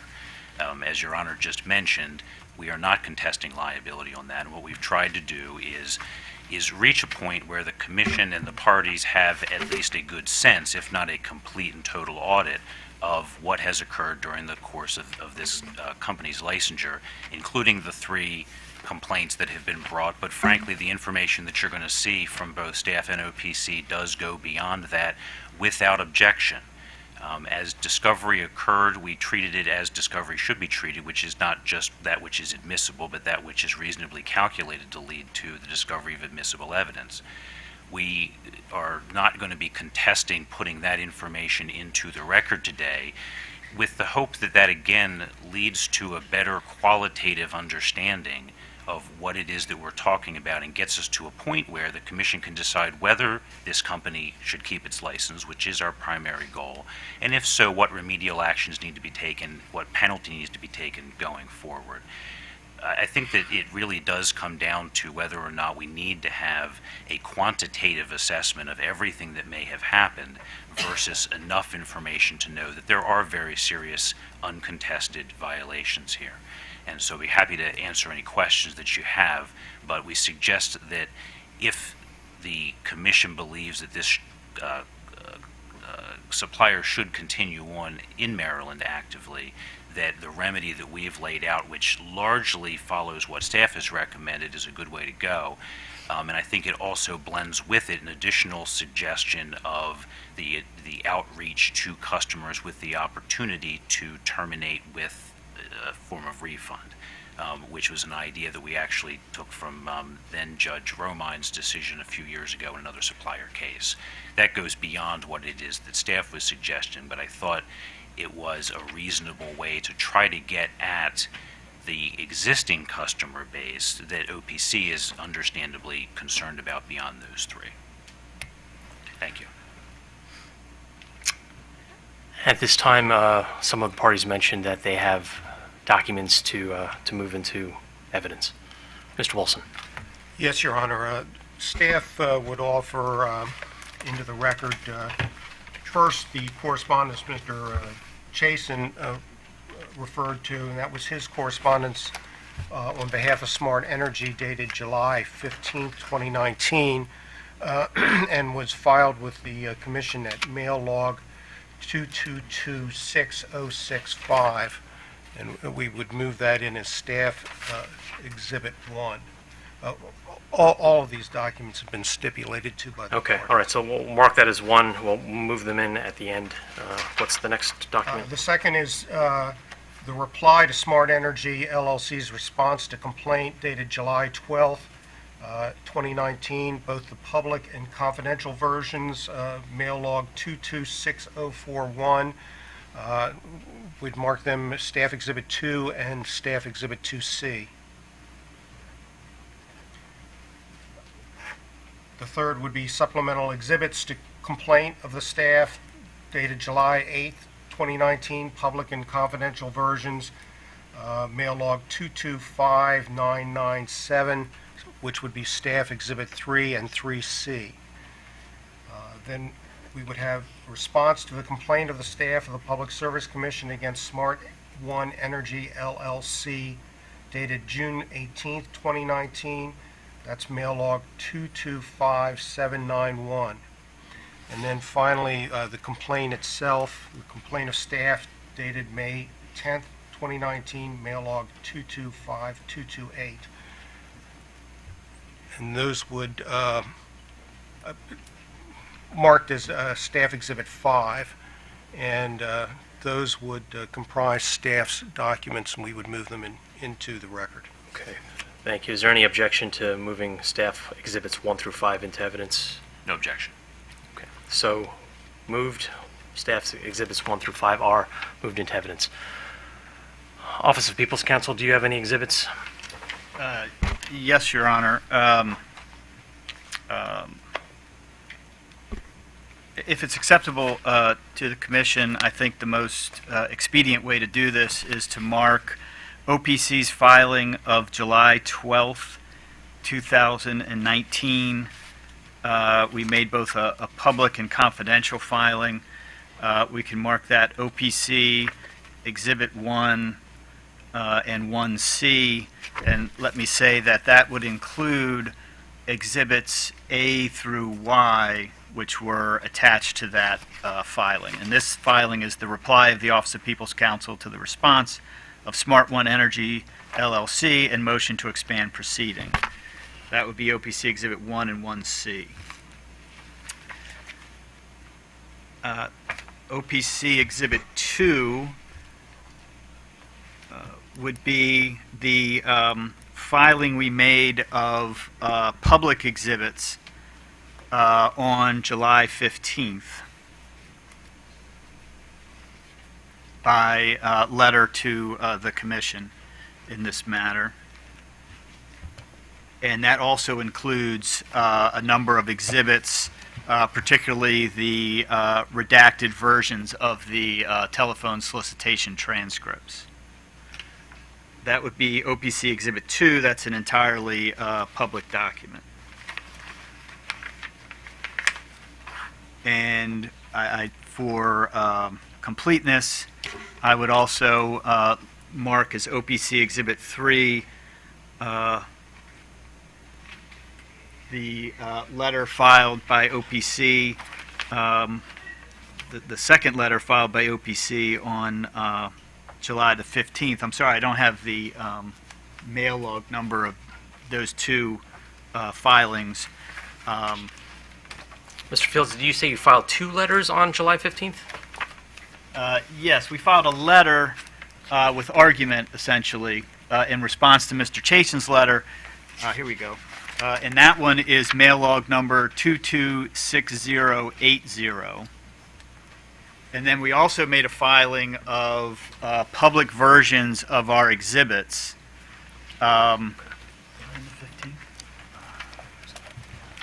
We also made a filing of those public exhibits on July 15th. Mr. Chairman, the mail log for the redaction of confidential exhibits to public information in an errata is mail log 226083, and then the other July 15th filing was 226080. Thank you, Madam Secretary. I do have them both in front of me. Okay. So we'll mark that as exhibit, OPC exhibit number 3. Anything else, Mr. Fields? That's all, Your Honor. Move those into the record. Thank you. Any objection? No objection, Your Honor, but it's just a point of clarification is that our agreement to the admissibility of this is that it's being moved into the record. We're not conceding the arguments, particularly the ones that are beyond the scope of the proceeding that are contained within OPC's documents, but certainly with that clarification, we have no objection. With that clarification on the record, OPC exhibits number 1 through 3, including 1C, are moved into evidence. Mr. Chasen, do you have any exhibits? I do not, Your Honor. At this time, I'm going to inquire of counsel for Smart One Energy a number of questions with regard to the customer complaints. So if you have those available and in front of you, that may assist, or you could stipulate. In the May 10th, 2019 complaint filed by staff in this matter, we have 3 complaints before us numbered 118335976-W, 618339405-W, and 318337186-W. For the customers involved in these complaints, does Smart One admit that each of these enrollments occurred via a telephone solicitation? That's admitted. For each of these customers, can you tell me the date of their enrollment with Smart One? Why don't we begin with customer, beginning with the first 3 digits, 118.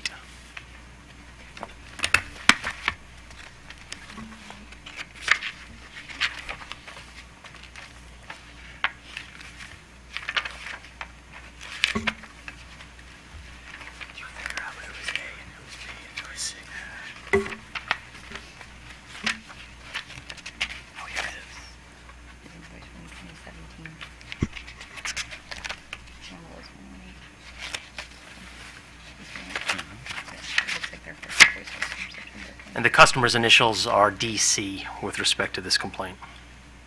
That customer is from September of 2007. Thank you. Would you... 17, I'm sorry. I'm sorry? I'm sorry. The date is written in 29 September 17. It's hurting my head. So it is 2017, not 2007. You said that was September 29th? Correct. Thank you. For the complaint beginning with the numbers 318, customer initials AA, would the companies please tell me the date when those customers were enrolled?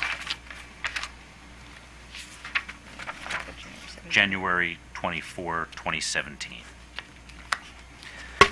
And finally, with respect to the third complaint, beginning with the number 618, customer initials RB, what date were they enrolled? February 20th, 2018.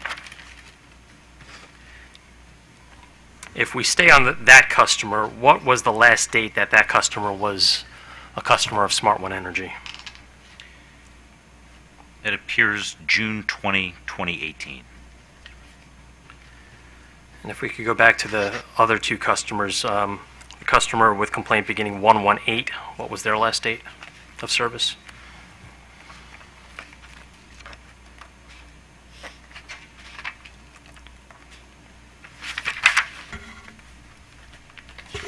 January 18th, I'm sorry, January 30th, 2018. And with regard to the complaint beginning with 318, what was their last day of service? November 15, 2017. For each of these three customers, does the company admit that the initial telephone solicitation occurred subsequent to the 2016 amendment of COMAR that addressed a regulation requirement that all contracts completed through telephone solicitation required the supplier to send each customer a contract along with that contract that was signed and returned as required by the Maryland Telephone Solicitations Act? I believe that's correct. For all three of those customers, does the company admit that it did not obtain a signed written contract at the time of enrollment? It does. When did the company first become aware of the requirement that a written signed contract was required by regulation and law? I do not know the answer to that.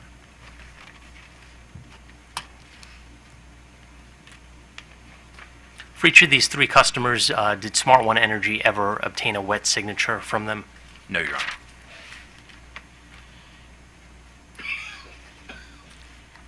Has the company attempted to obtain a signature from each of these three customers? It has not. For each of these three customers, does the company admit that it did not send a customer contract summary at the time of enrollment, also required by COMAR? So admitted. For each of these customers, did the company ever send a written contract summary to these customers? The company did not.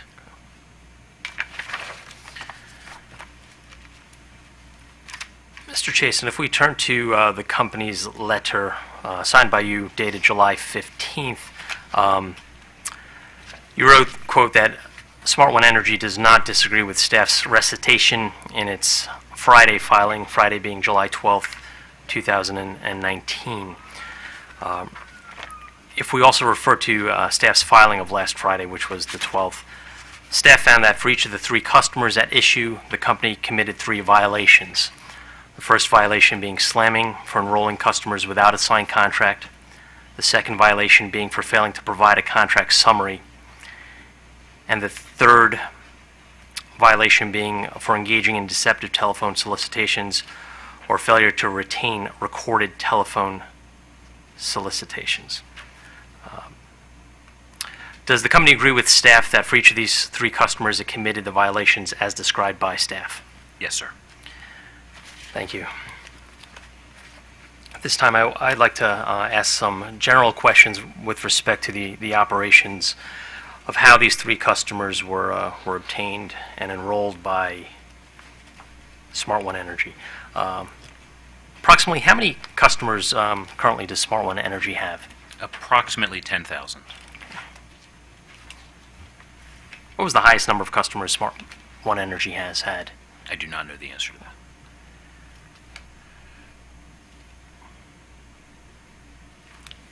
To your knowledge, does Smart One Energy have executed contracts with these 10,000 customers? I do not believe that they do.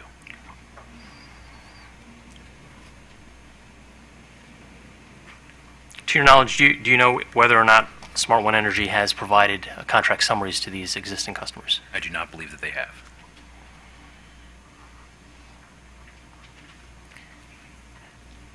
Do you know how a Smart One Energy customer would learn of the commodity rate that they are being charged? I do not know the answer to that. Does Smart One Energy maintain a website? Yes. What is the website address? I'm being told that they have one. I've never been to it and do not know what the address is.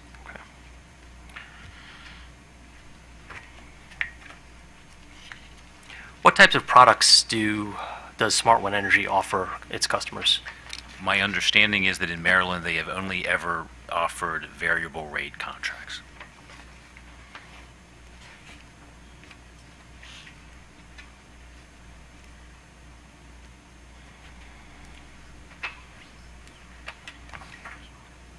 It appears through the evidence that has been admitted with respect to the three customer complaints, only one of the customers has received a Smart One Energy refund to date, and I believe we have a copy of that check. Do you know the reason why the other two customers have not received refunds? My understanding is that they were also offered refunds, but believed that they were due more than that back, including more than the commodity portion of the bill. Were they refunded the disputed amount or no amount? They have not received any amount, though it was offered.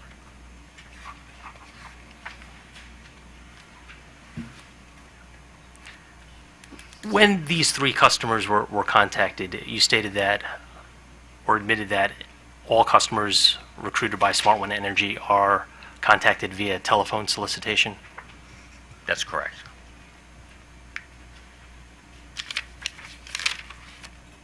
Who are the employees of the solicitor, the telephone solicitation company? Are they Smart One Energy employees?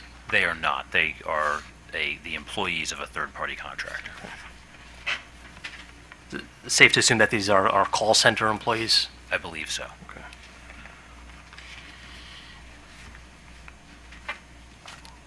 Safe to assume that these call center employees are reading from a script? Yes. Where they are supposed to be. How many employees, full-time employees, not the call center folks, does Smart One Energy have? I do not know.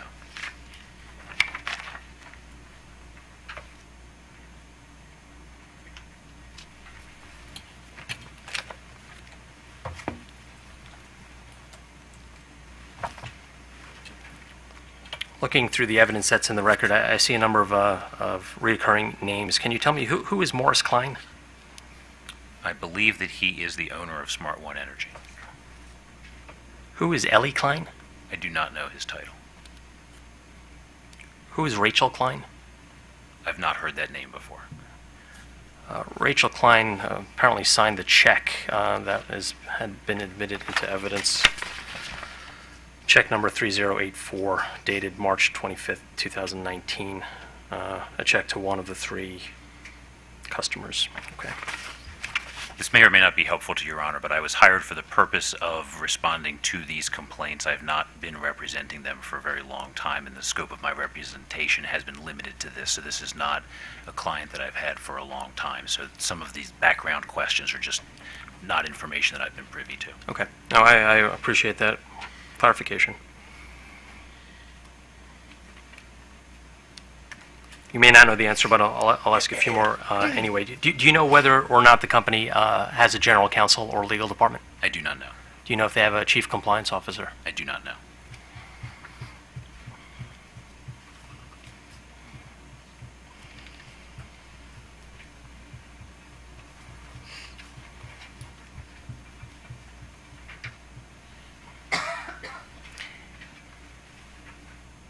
In your response dated July 25th, you noted that Smart One is willing to send a notice and termination opportunity letter to all of its customers. If we're talking about 10,000 customers, does Smart One Energy have the ability to process these 10,000 letters? Sir, if I could ask for a point of clarification, I think you just said July 25th letter. July 15th. July 15th, okay, sorry. And your question again, please? The company has offered to provide a notice and termination letter to each of its existing customers. I was just asking whether or not the company actually has the ability to do so. I'm assuming so, having offered it to the committee. I would expect that if that were the decision of the commission, that they would follow through.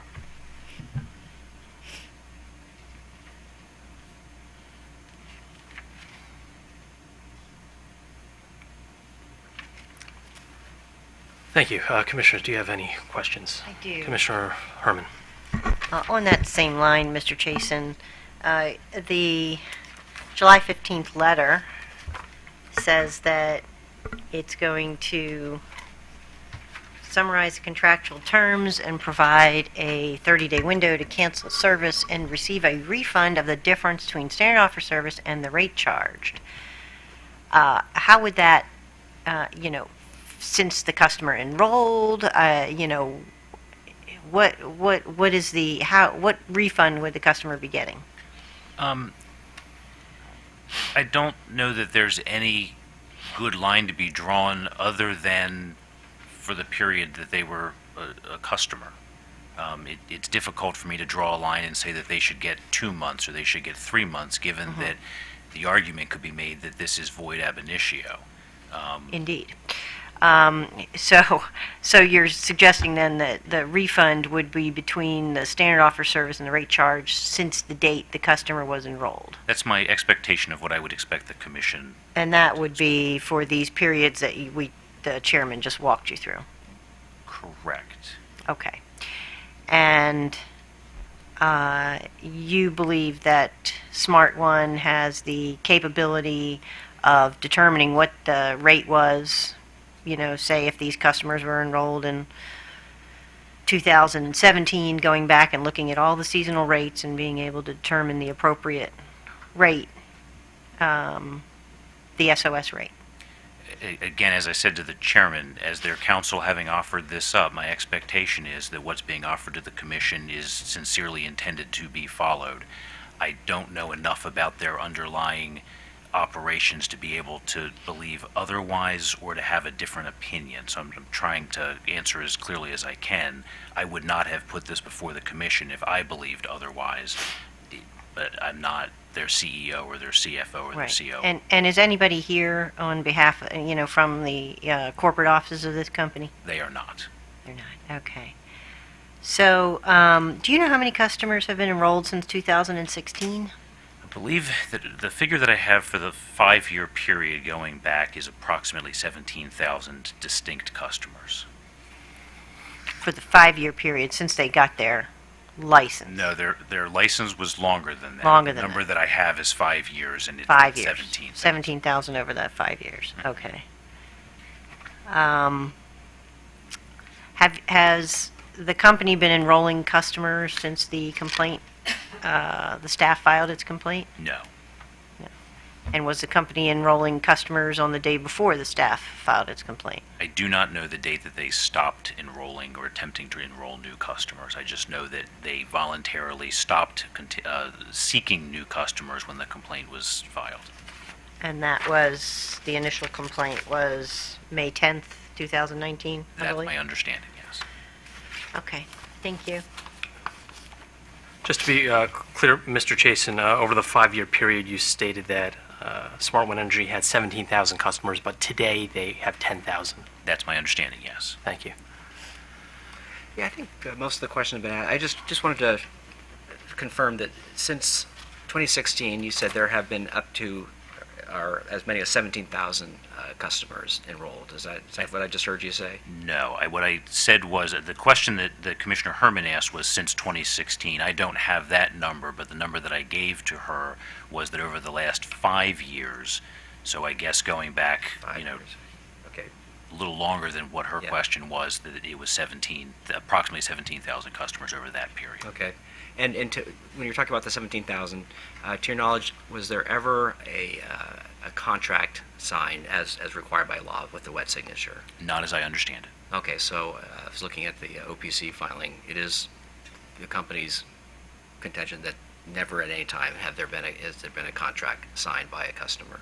That is what we've admitted, yes. You mentioned a script a minute ago, and that all, I guess the contractors of the company were to follow. Is that script been put into the record anywhere? If I might, Your Honor, it is attached to our July 12th filing as exhibit. Okay. So it is in the record, the Exhibit official B and script. Exhibit W.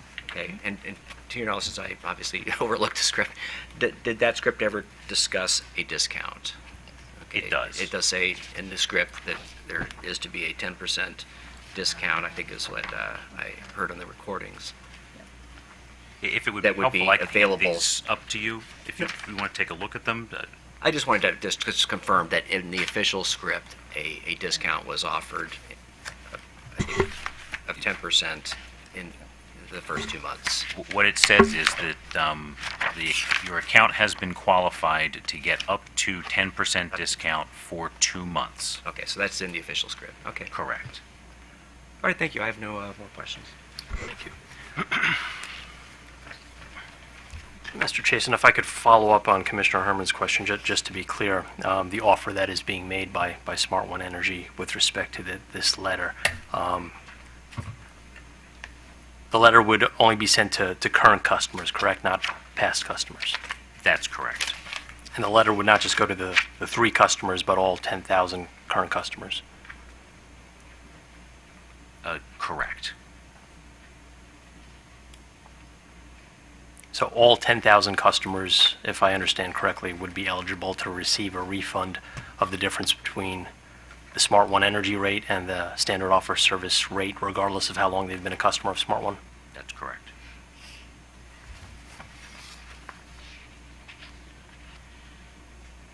How do you envision that the customers would receive this letter? Simply sending it via first-class mail to their service address? I think that makes the most sense. Is that your proposal, Mr. Chasen? Because this is your proposal. So is it your proposal that it be sent by U.S. mail? My hesitation in answering is that if there's a better way, I think we would be open to that as well. I'm really not very conversant in how mail gets around, and so I'm not trying to. I hand mail to someone else and it goes. If the commission typically expects that notice be given in that way, then yes, but if there is some other methodology, if there's a preference for postcards, if that's still a thing, if there's a bill insert that's preferred, I'm not trying to be difficult. I don't know the answer to what's the best way, but our intent in the offer is to give notice in the best way. Okay. This offer, if acted upon by a majority of the customers, could incur a substantial financial liability to Smart One Energy. Does the company have the financial ability to issue these refunds? The answer is the same as to the other questions. Is there a point at which the liability might be too great? I suppose so, but I don't know what the participation rate would be. I have not attempted to. I have made no effort to ascertain where that level would be.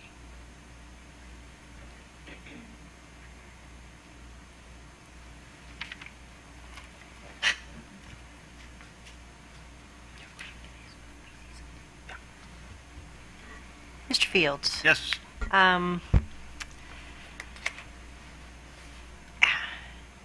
Do you have a reaction to the concept of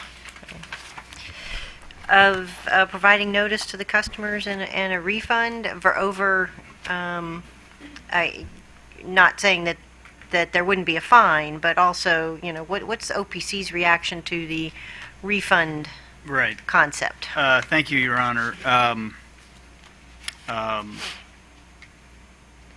There's a number of points I'd like to make with response to some of the questions and answers that have been made. But to respond to your question directly, We did talk about that in our letter of July 15th. Our concern is, we see in these 3 complaints, we see customers saying, I don't know who this company is. They got a call that said, we're offering discounts, on your utility bill. If they send out 10,000 letters that say Smart One Energy, some very large percentage of them are going to get tossed because they don't know who Smart One Energy is. So we think that would end up with really an under correction for what's going on here. Commissioner Richard mentioned the script. We do have some issues with the telephone solicitations and exactly what they said. But if you go to the script, which is Exhibit V, what they were planning to do was call customers up, first of all, and really deceive them and mislead them about who they were and what they were doing. Not tell customers that they were entering into a supply with another customer, with another company. Not that they were going to have a variable rate. Not that that variable rate had no limit. Well, Mr. Fields, they've already admitted Right. deceptive practices with respect to these 3 customers. So I think, you don't have to demonstrate that because at least with respect to these 3 customers, they've admitted that. Yeah, well, in light of the fact that there's no witnesses, I'm trying to get at the gravity of what they've done. This isn't rogue, door-to-door salesmen or telephone solicitations. This is the company itself. Its plan was to mislead customers, get their choice ID number, and never give them the discount that they were told that they were going to get, and then, charge them very high rates. And then if somebody does complain, they would offer some kind of a refund and try to move on to the next. The record shows that the letters that they received from CAD back in 2018 told them about the requirement to have a contract, told them about the Maryland Telephone Solicitation Act and the Commission's regulations. They ignored that. They continued with their business practice to the way they were conducting business. So, Mr. Fields, I'm sorry to interrupt you. And again, they've admitted Right. to all of that. So what I'm trying to get to is, if we're trying to reach a remedy, a remedy that is that has been proposed, is to give Right. all the current customers a refund and provide them the opportunity. So We think that's insufficient we think, and tell me why specifically Well, that's because- insufficient. because they have not agreed to cease charging customers above the utility rate. These were unauthorized enrollments. Customers did not enter into any contract. They did not knowingly agree to anything, and we believe it is within your authority to fashion a remedy. The statute talks about refunds, credits, or other remedies. So let's get at that, because I want to talk to you about that, Mr. Fields. You're suggesting that other remedies means that we can regulate the rates of a retail supplier. You can order them to cease charging more than the utility rate in a circumstance where they've enrolled customers. That's regulating the rate of a retail supplier, is it not? It's a remedy on, well, I suppose you could characterize it as that. Well, but it the is that. statute I'm provides- ordering them to. Yes, as a- You're as a- asking the commission yes. to order them As to a charge remedy. X rate. Yes, as a remedy for serious and repeated violations of the public utility article. That's the authority that you have under the statute, and that's what we would suggest you do as part of the remedy to prevent the continued harm. I mean, we've seen of these 3 customers, they're being charged about twice the utility rate for gas. And, we've seen that when you send a letter, particularly a letter from a company they've never heard of, you're going to get a very low response rate. So the first problem we have with it is customers are going to continue to be charged very high rates by this company. The money's going to go to this company, and that could continue indefinitely. for many of these customers. So that's the first problem we have with it.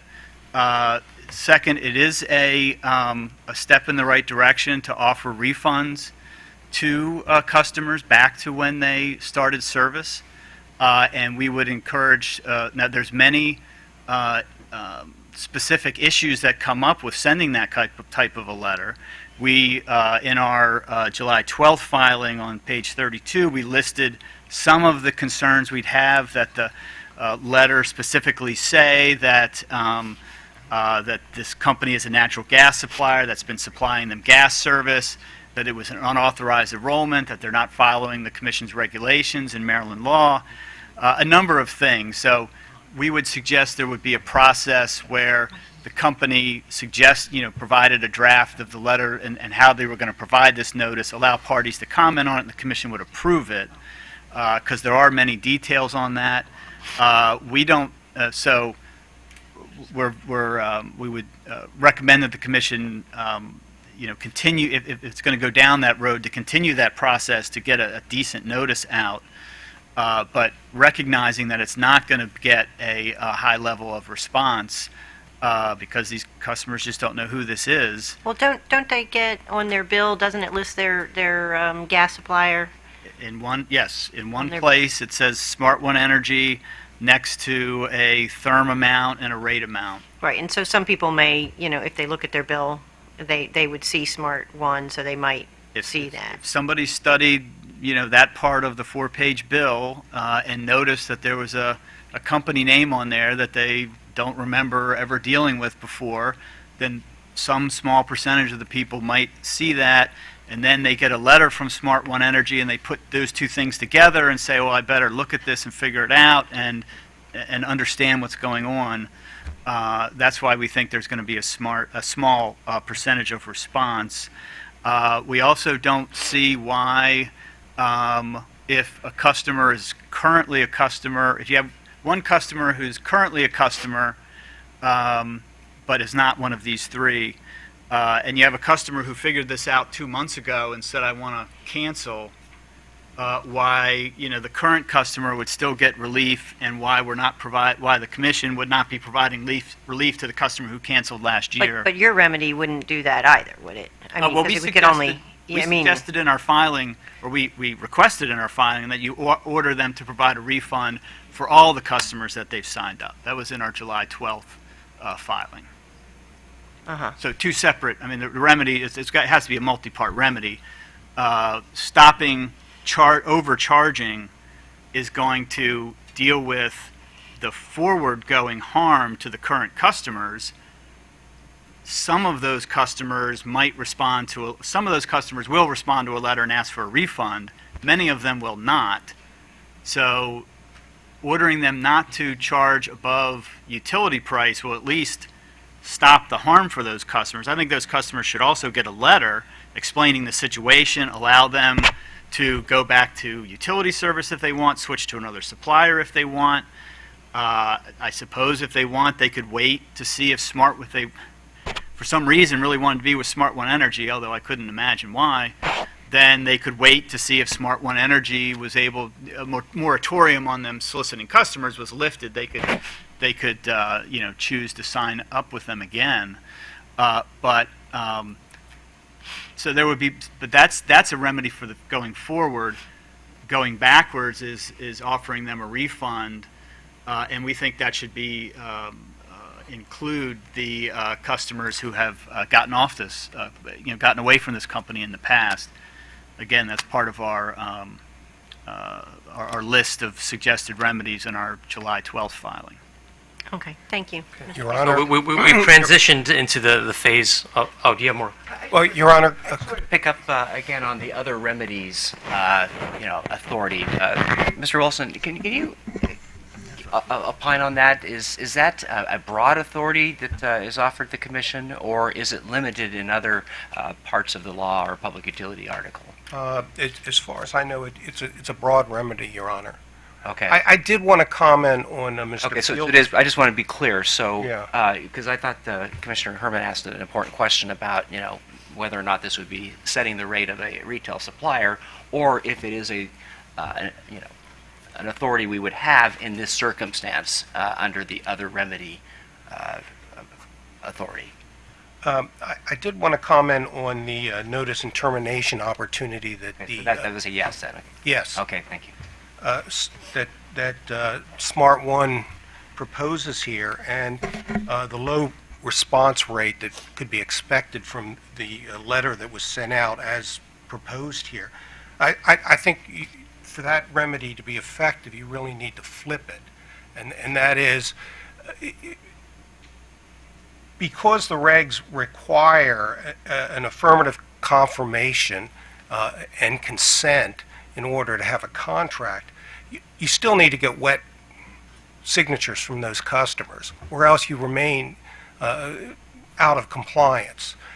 So I would say that Smart One could be given the opportunity to get that wet signature, but for the accounts for which they can't get the wet signature, then they would be required to give the refund, the difference between the standard offer service and the rate charged. So if you did not respond, you would then get a refund.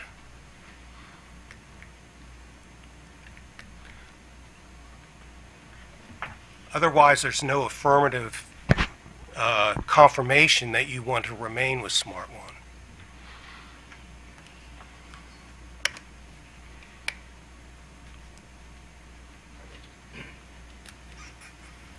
Or that you've ever been with Smart One. Can you say it Correct. that way? All right. Yes.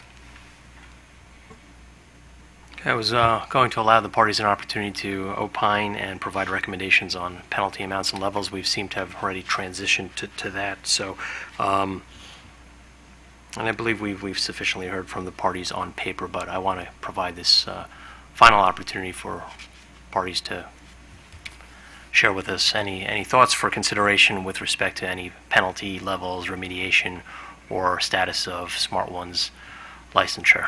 So, Mr. Wilson, anything additional to add? Nothing in addition to what we have on paper, other than that on paper we anticipated the remediation, and part of that we certainly had discussed the refund aspect that I was just speaking about.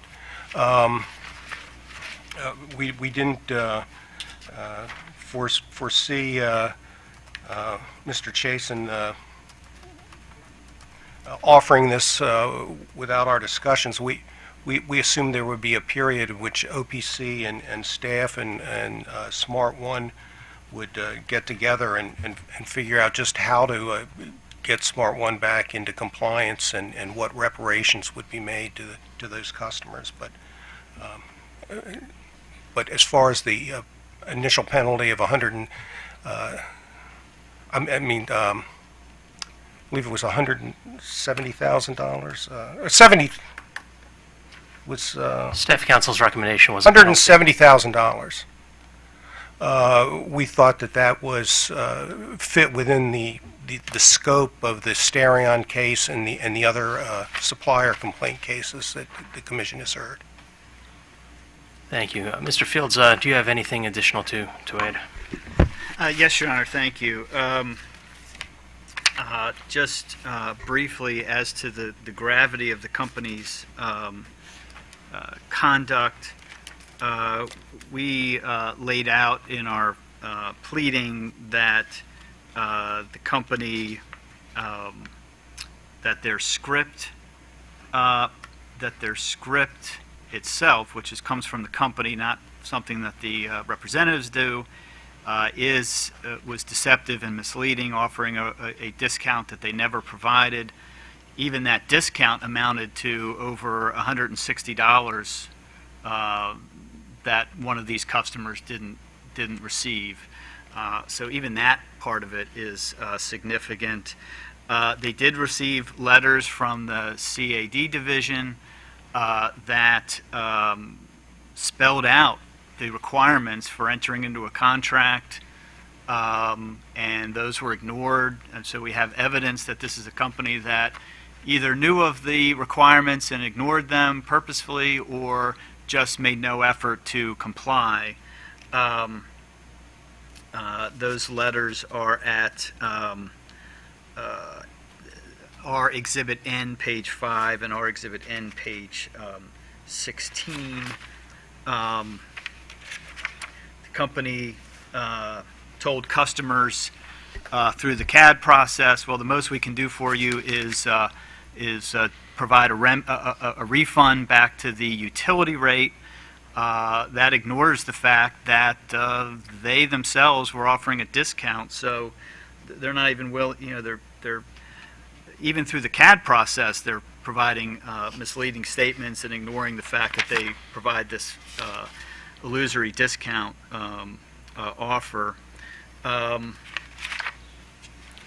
We noted in our filing that they made a mistake in one of the calculations of refunds, we think it was about $25 too low.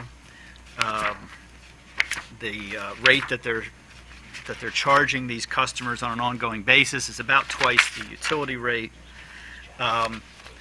So we have very significant violations here. Let me speak to the remedies. We certainly think the Commission should, as we laid out in our July 12th filing, officially issue a moratorium for them to cease marketing to any customers until allowed to do so by the Commission. As we discussed, we believe that these customers are not properly and have never been properly enrolled with Smart One Energy. They've got no agreement with them. They've got there's no contractual provisions between that enforceable or in any regard between the parties. To continue to allow this company to charge twice the utility rate to these customers would be inequitable, and the Commission should not allow it to occur. That's why we request that the Commission order the company to immediately stop charging any of its customers a rate higher than the prevailing utility rate. If the Commission is unwilling to do that, then the Commission could suspend the company's license, which would result in the customers going back to the utility service, which would at least prevent the harm from continuing.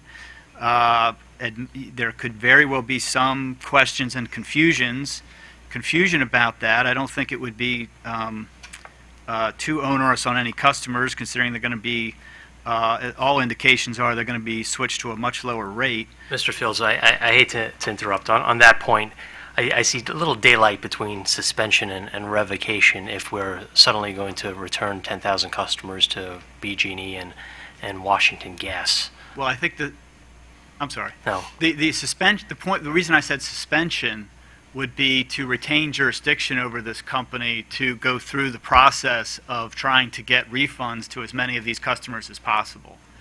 So we would not say revoke their license here today, because then that, we think, actually creates some problems as far as trying to carry out the remedies.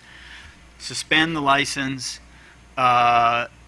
If the company's not willing to agree to charge no more than the utility rate, and the Commission chooses not to impose that, we would recommend or request you suspend the license, send them back to the utility rate, prevent the harm from continuing. We would then, I think, go through a process of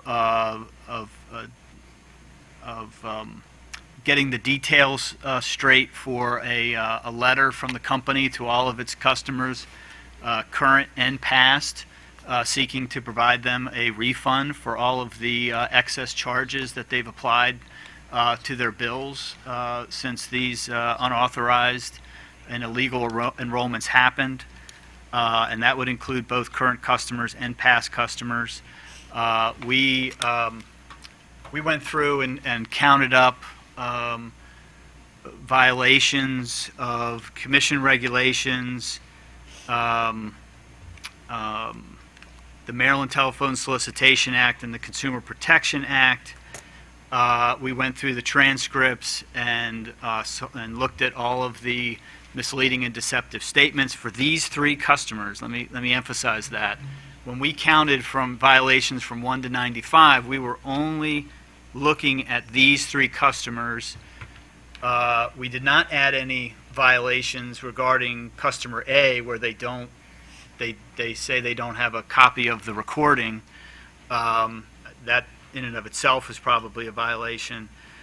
So we didn't add any for that. We didn't try to add any, we didn't try to do anything with the 17,000 other customers where they haven't had a contract. We counted up to 95. We think the circumstances of this situation warrant a maximum penalty, and a maximum penalty of $10,000 for 95 violations is $950,000. We certainly haven't. Can I just ask one question about just how you got to 95, just so I understand the calculation? So when you looked at went line by line in the transcripts, if for instance, the misleading or the deceptive item is they didn't identify themselves correctly. Correct. Is that then counted for the entire length of time that the customer has been served by Smart One, or is that like counted one time, or as a one violation? Thank you. I'll try to be clear about that. That's a good example. They call up and they don't identify themselves properly, or clearly state what they're trying to serve. We counted that as one violation for the 2 customers where we had the telephone calls. We did not multiply it by the number of days served or anything like that. We did count it as separate violations of the Commission's regulations as well as any applicable statutes.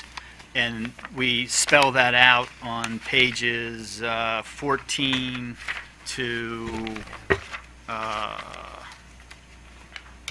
et al., 14 to 25 of our July 12th filing. So we did not try to multiply. I mean, the fact is that they've been enrolled these customers and charged them month after month after month on a completely unauthorized practice. We did not multiply, say, by the number of months that they charged even these 3 customers, no less all the rest of them. So when I'm looking at like violations, I'm on just flip to page 17, violations 12, 13, and 14. You're counting as misleading and deceptive and non-existent of price reduction. So that's how that particular line in the transcript. Right. Yeah, we have a note to that line in the transcript, and the reason we counted it as 12, 13, and 14 was because they violate various provisions of the Consumer Protection Act and the Commission. That's what I thought. I just wanted to make sure I understood how you got to the So 95. just to be clear, there is no temporal per day accounting. Not in our list of 1 through 95, or like per day, or per every time they applied a charge to a customer's bill, which would, for 10. I'm sorry, just for 3 customers times. These customers were about 6 or 7 months on average. So you could multiply every time they put something on the customer's bill after an unauthorized enrollment. You could think of that as a multiplier of the violations. I think from our perspective, we would stick with the 950,000. We would, and let me make another point that we sort of have an extraordinary situation here that the Commission ordered the company to come and to answer these charges, if you will. Company sent local counsel that has just gotten the case and was not able to answer many of your questions, which are very important to really determining the gravity of the situation and the extent of the issues with this company. We would again request that this matter be expanded to a further pattern and practice investigation of the entire company. I understand your ruling. If you're not willing, I think you've made clear that other parties would not be precluded from filing a separate complaint. But in light of what we heard today, where the company didn't answer was not, and I'm not finding fault with Mr. Chasen. I think he was providing, truthful answers from his perspective. But the fact of the matter is the company chose not to provide this commission with basic information to help it determine a penalty here. And I would respectfully request that you consider that and not really allow them to get the benefit of that by allowing sort of assumptions or inferences that they're maybe doing better than they actually are. So with that, I think we would make those recommendations to the commission as far as fashioning a remedy for this situation. Thank you. Thank you. Mr. Chasen. Very briefly, Your Honor, I'd like to spend a couple of minutes just discussing the notice and termination opportunity because I thought that there were some good questions that were being asked about that, and there were some comments from down council table about it. The thinking on the opt-in status is giving the customers some credit, and I think that the record is silent on this. You have to be careful when you're making assumptions based on silence, for being capable of reading their bill, for remembering having gotten a phone call. I understand that they did not receive the contract that they were supposed to receive or the notice thereafter. But the allegations are not that these customers were switched without there having been any contact. The allegation that's been admitted is that they've been switched without having had adequate contact. And I think that you have to be careful in switching customers against their will back. Clearly, these three customers that are the subject of the complaint don't want to be customers of Smart One Energy anymore. They've made an affirmative choice. They said that to CAD. They wanted the refund, or two of them wanted one of them wanted the refund, and wanted to be sent back to either SOS or to another supplier.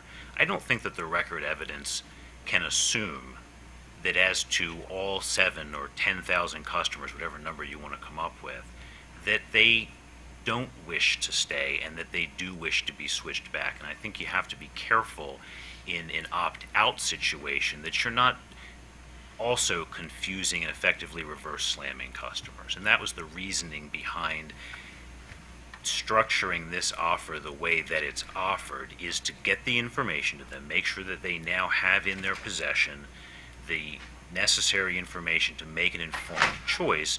But sometimes we do get mail, make a choice to ourselves, and ignore the mail. It happens all the time. And I think we have to be careful in having too low an opinion of customers, in assuming that they don't make choices that we don't need to oversee, in automatically making a switch where they don't want to. We've made extrapolations, I think many of them reasonable, from these three customers to the entire customer base. For example, the not having had signed contracts. But the record is not developed with respect to whether or not the pricing that occurred with these three applies to all of them. I can't sit here and tell you one way or the other, nor can any of the other parties, that there weren't better deals for the other customers. I don't have any information one way or the other on that. I just want to make sure that our assumptions don't go too far here. There's plenty that can be done with the record that you have, but I think that in assuming that these customers are all better off being switched back, I don't think that the record exists for that. That, in a nutshell, is the thinking behind the notice of termination opportunity. And again, it was lifted with citation from a proposed order of the commission in another case a couple of years ago. It actually, if you look at it, this is a more generous offering. I think in that instance it was 3 days rather than 30 days. I thought, as I put this together, that made more sense. And then just very briefly, with respect to Mr. Wilson's comment, I do think that it's important that the commission's decision here, first whether we're going to go forward with other cases or whether we're going to just try to deal with what we've got, and the remediation penalty and so on, are clear and comprehensive. What Mr. Wilson made reference to was a belief that after the commission made a decision that the parties would then be left to figure out the details of the notice and so on. And I think it needs to be clear from the commission's decision the full scope of the ruling without leaving too much to the imagination of the parties. Certainly to the extent that compliance filings are necessary, we would come back with those, but I do think it's important to make sure that each of these items is addressed in whatever the commission ultimately decides. With that, thank you for the opportunity. Thank you. At this time, the commission is going to be in a brief recess till 12:55.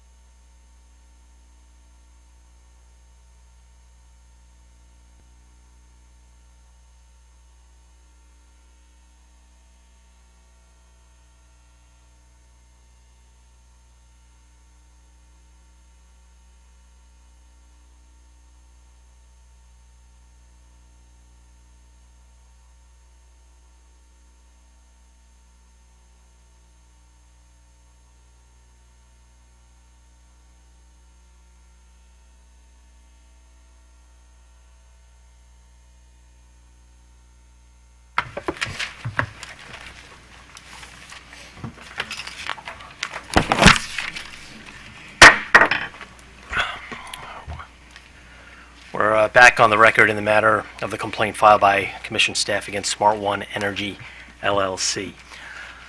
I appreciate the candor with which counsel for Smart One Energy has approached the Commission today. Although, from my opinion, this is the most egregious and disturbing action that I've witnessed with respect to the business operations of Smart One Energy with respect to these 3 consumer complaints that are properly before us right now. Based on the admissions with respect to these 3 consumer complaints, I believe that substantial penalty is warranted, although the Commission will not be reaching a decision today with respect to either the penalty, licensure conditions. However, we will order injunctive relief today. With respect to current operations and the ability of Smart One to solicit new customers in the state of Maryland, the voluntary offer of the utility Smart One Energy now converts to a mandatory directive that the company not solicit any additional customers in the state of Maryland until this matter is resolved. With respect to the notice and termination opportunity that we discussed, that was offered by the utility, it's still not clear whether this is going to be a letter, a postcard, or some other documentation. Smart One Energy is directed to work with both Staff Counsel and Office of People's Counsel over the next 2 weeks to determine how this letter will be worded, the terms regarding refunds, and to who the refunds would apply. I note that Office of People's Counsel in their July 12th reply included a number of components that they would like to see included in any letter sent out on Smart One Energy letterhead. The Commission will leave it up to the parties to come to an agreement.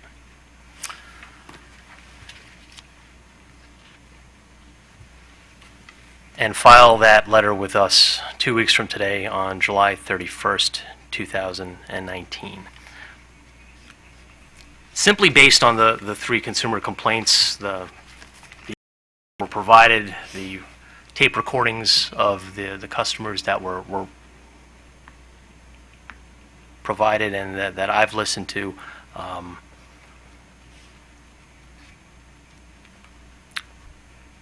the actions of the company have likely set back the progress of this state in terms of retail competition. When you have bad actors out there, either through intentionally and flagrantly violating the Commission's regulations or through inadvertence or simple ignorance, it's going to affect all the retail suppliers in our state. And for these reasons, as I mentioned, I do believe that a substantial penalty is warranted, and the Commission will be issuing an order as we take this under advisement, and the order will be issued hopefully in the next couple weeks. That being said, do my colleagues have any final statements? Thank you, Mr. Chairman. Since the time I've been on this commission, this is the gravest example of a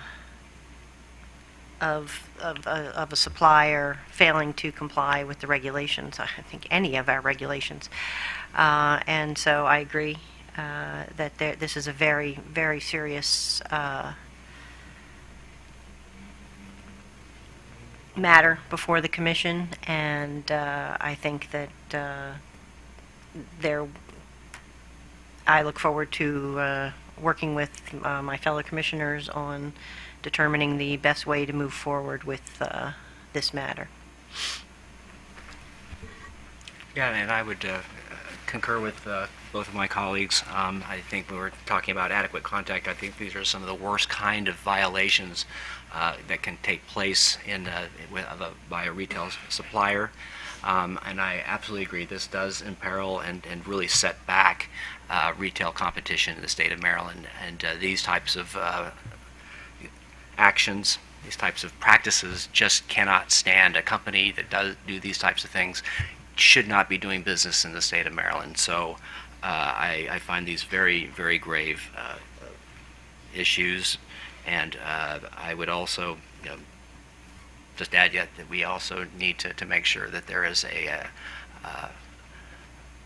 adequate and deterrent in the type of penalty that comes out of this action. So again, it's really kind of a sad day for Retail Choice that we have to take this up, and I believe and look forward working with my colleagues that we take decisive action. Thank you. Before we adjourn for today, do any of the parties have any procedural requests of the bench? No, Your Honor. Thank you. No, Your Honor. No, Your Honor. Thank you. This meeting is adjourned.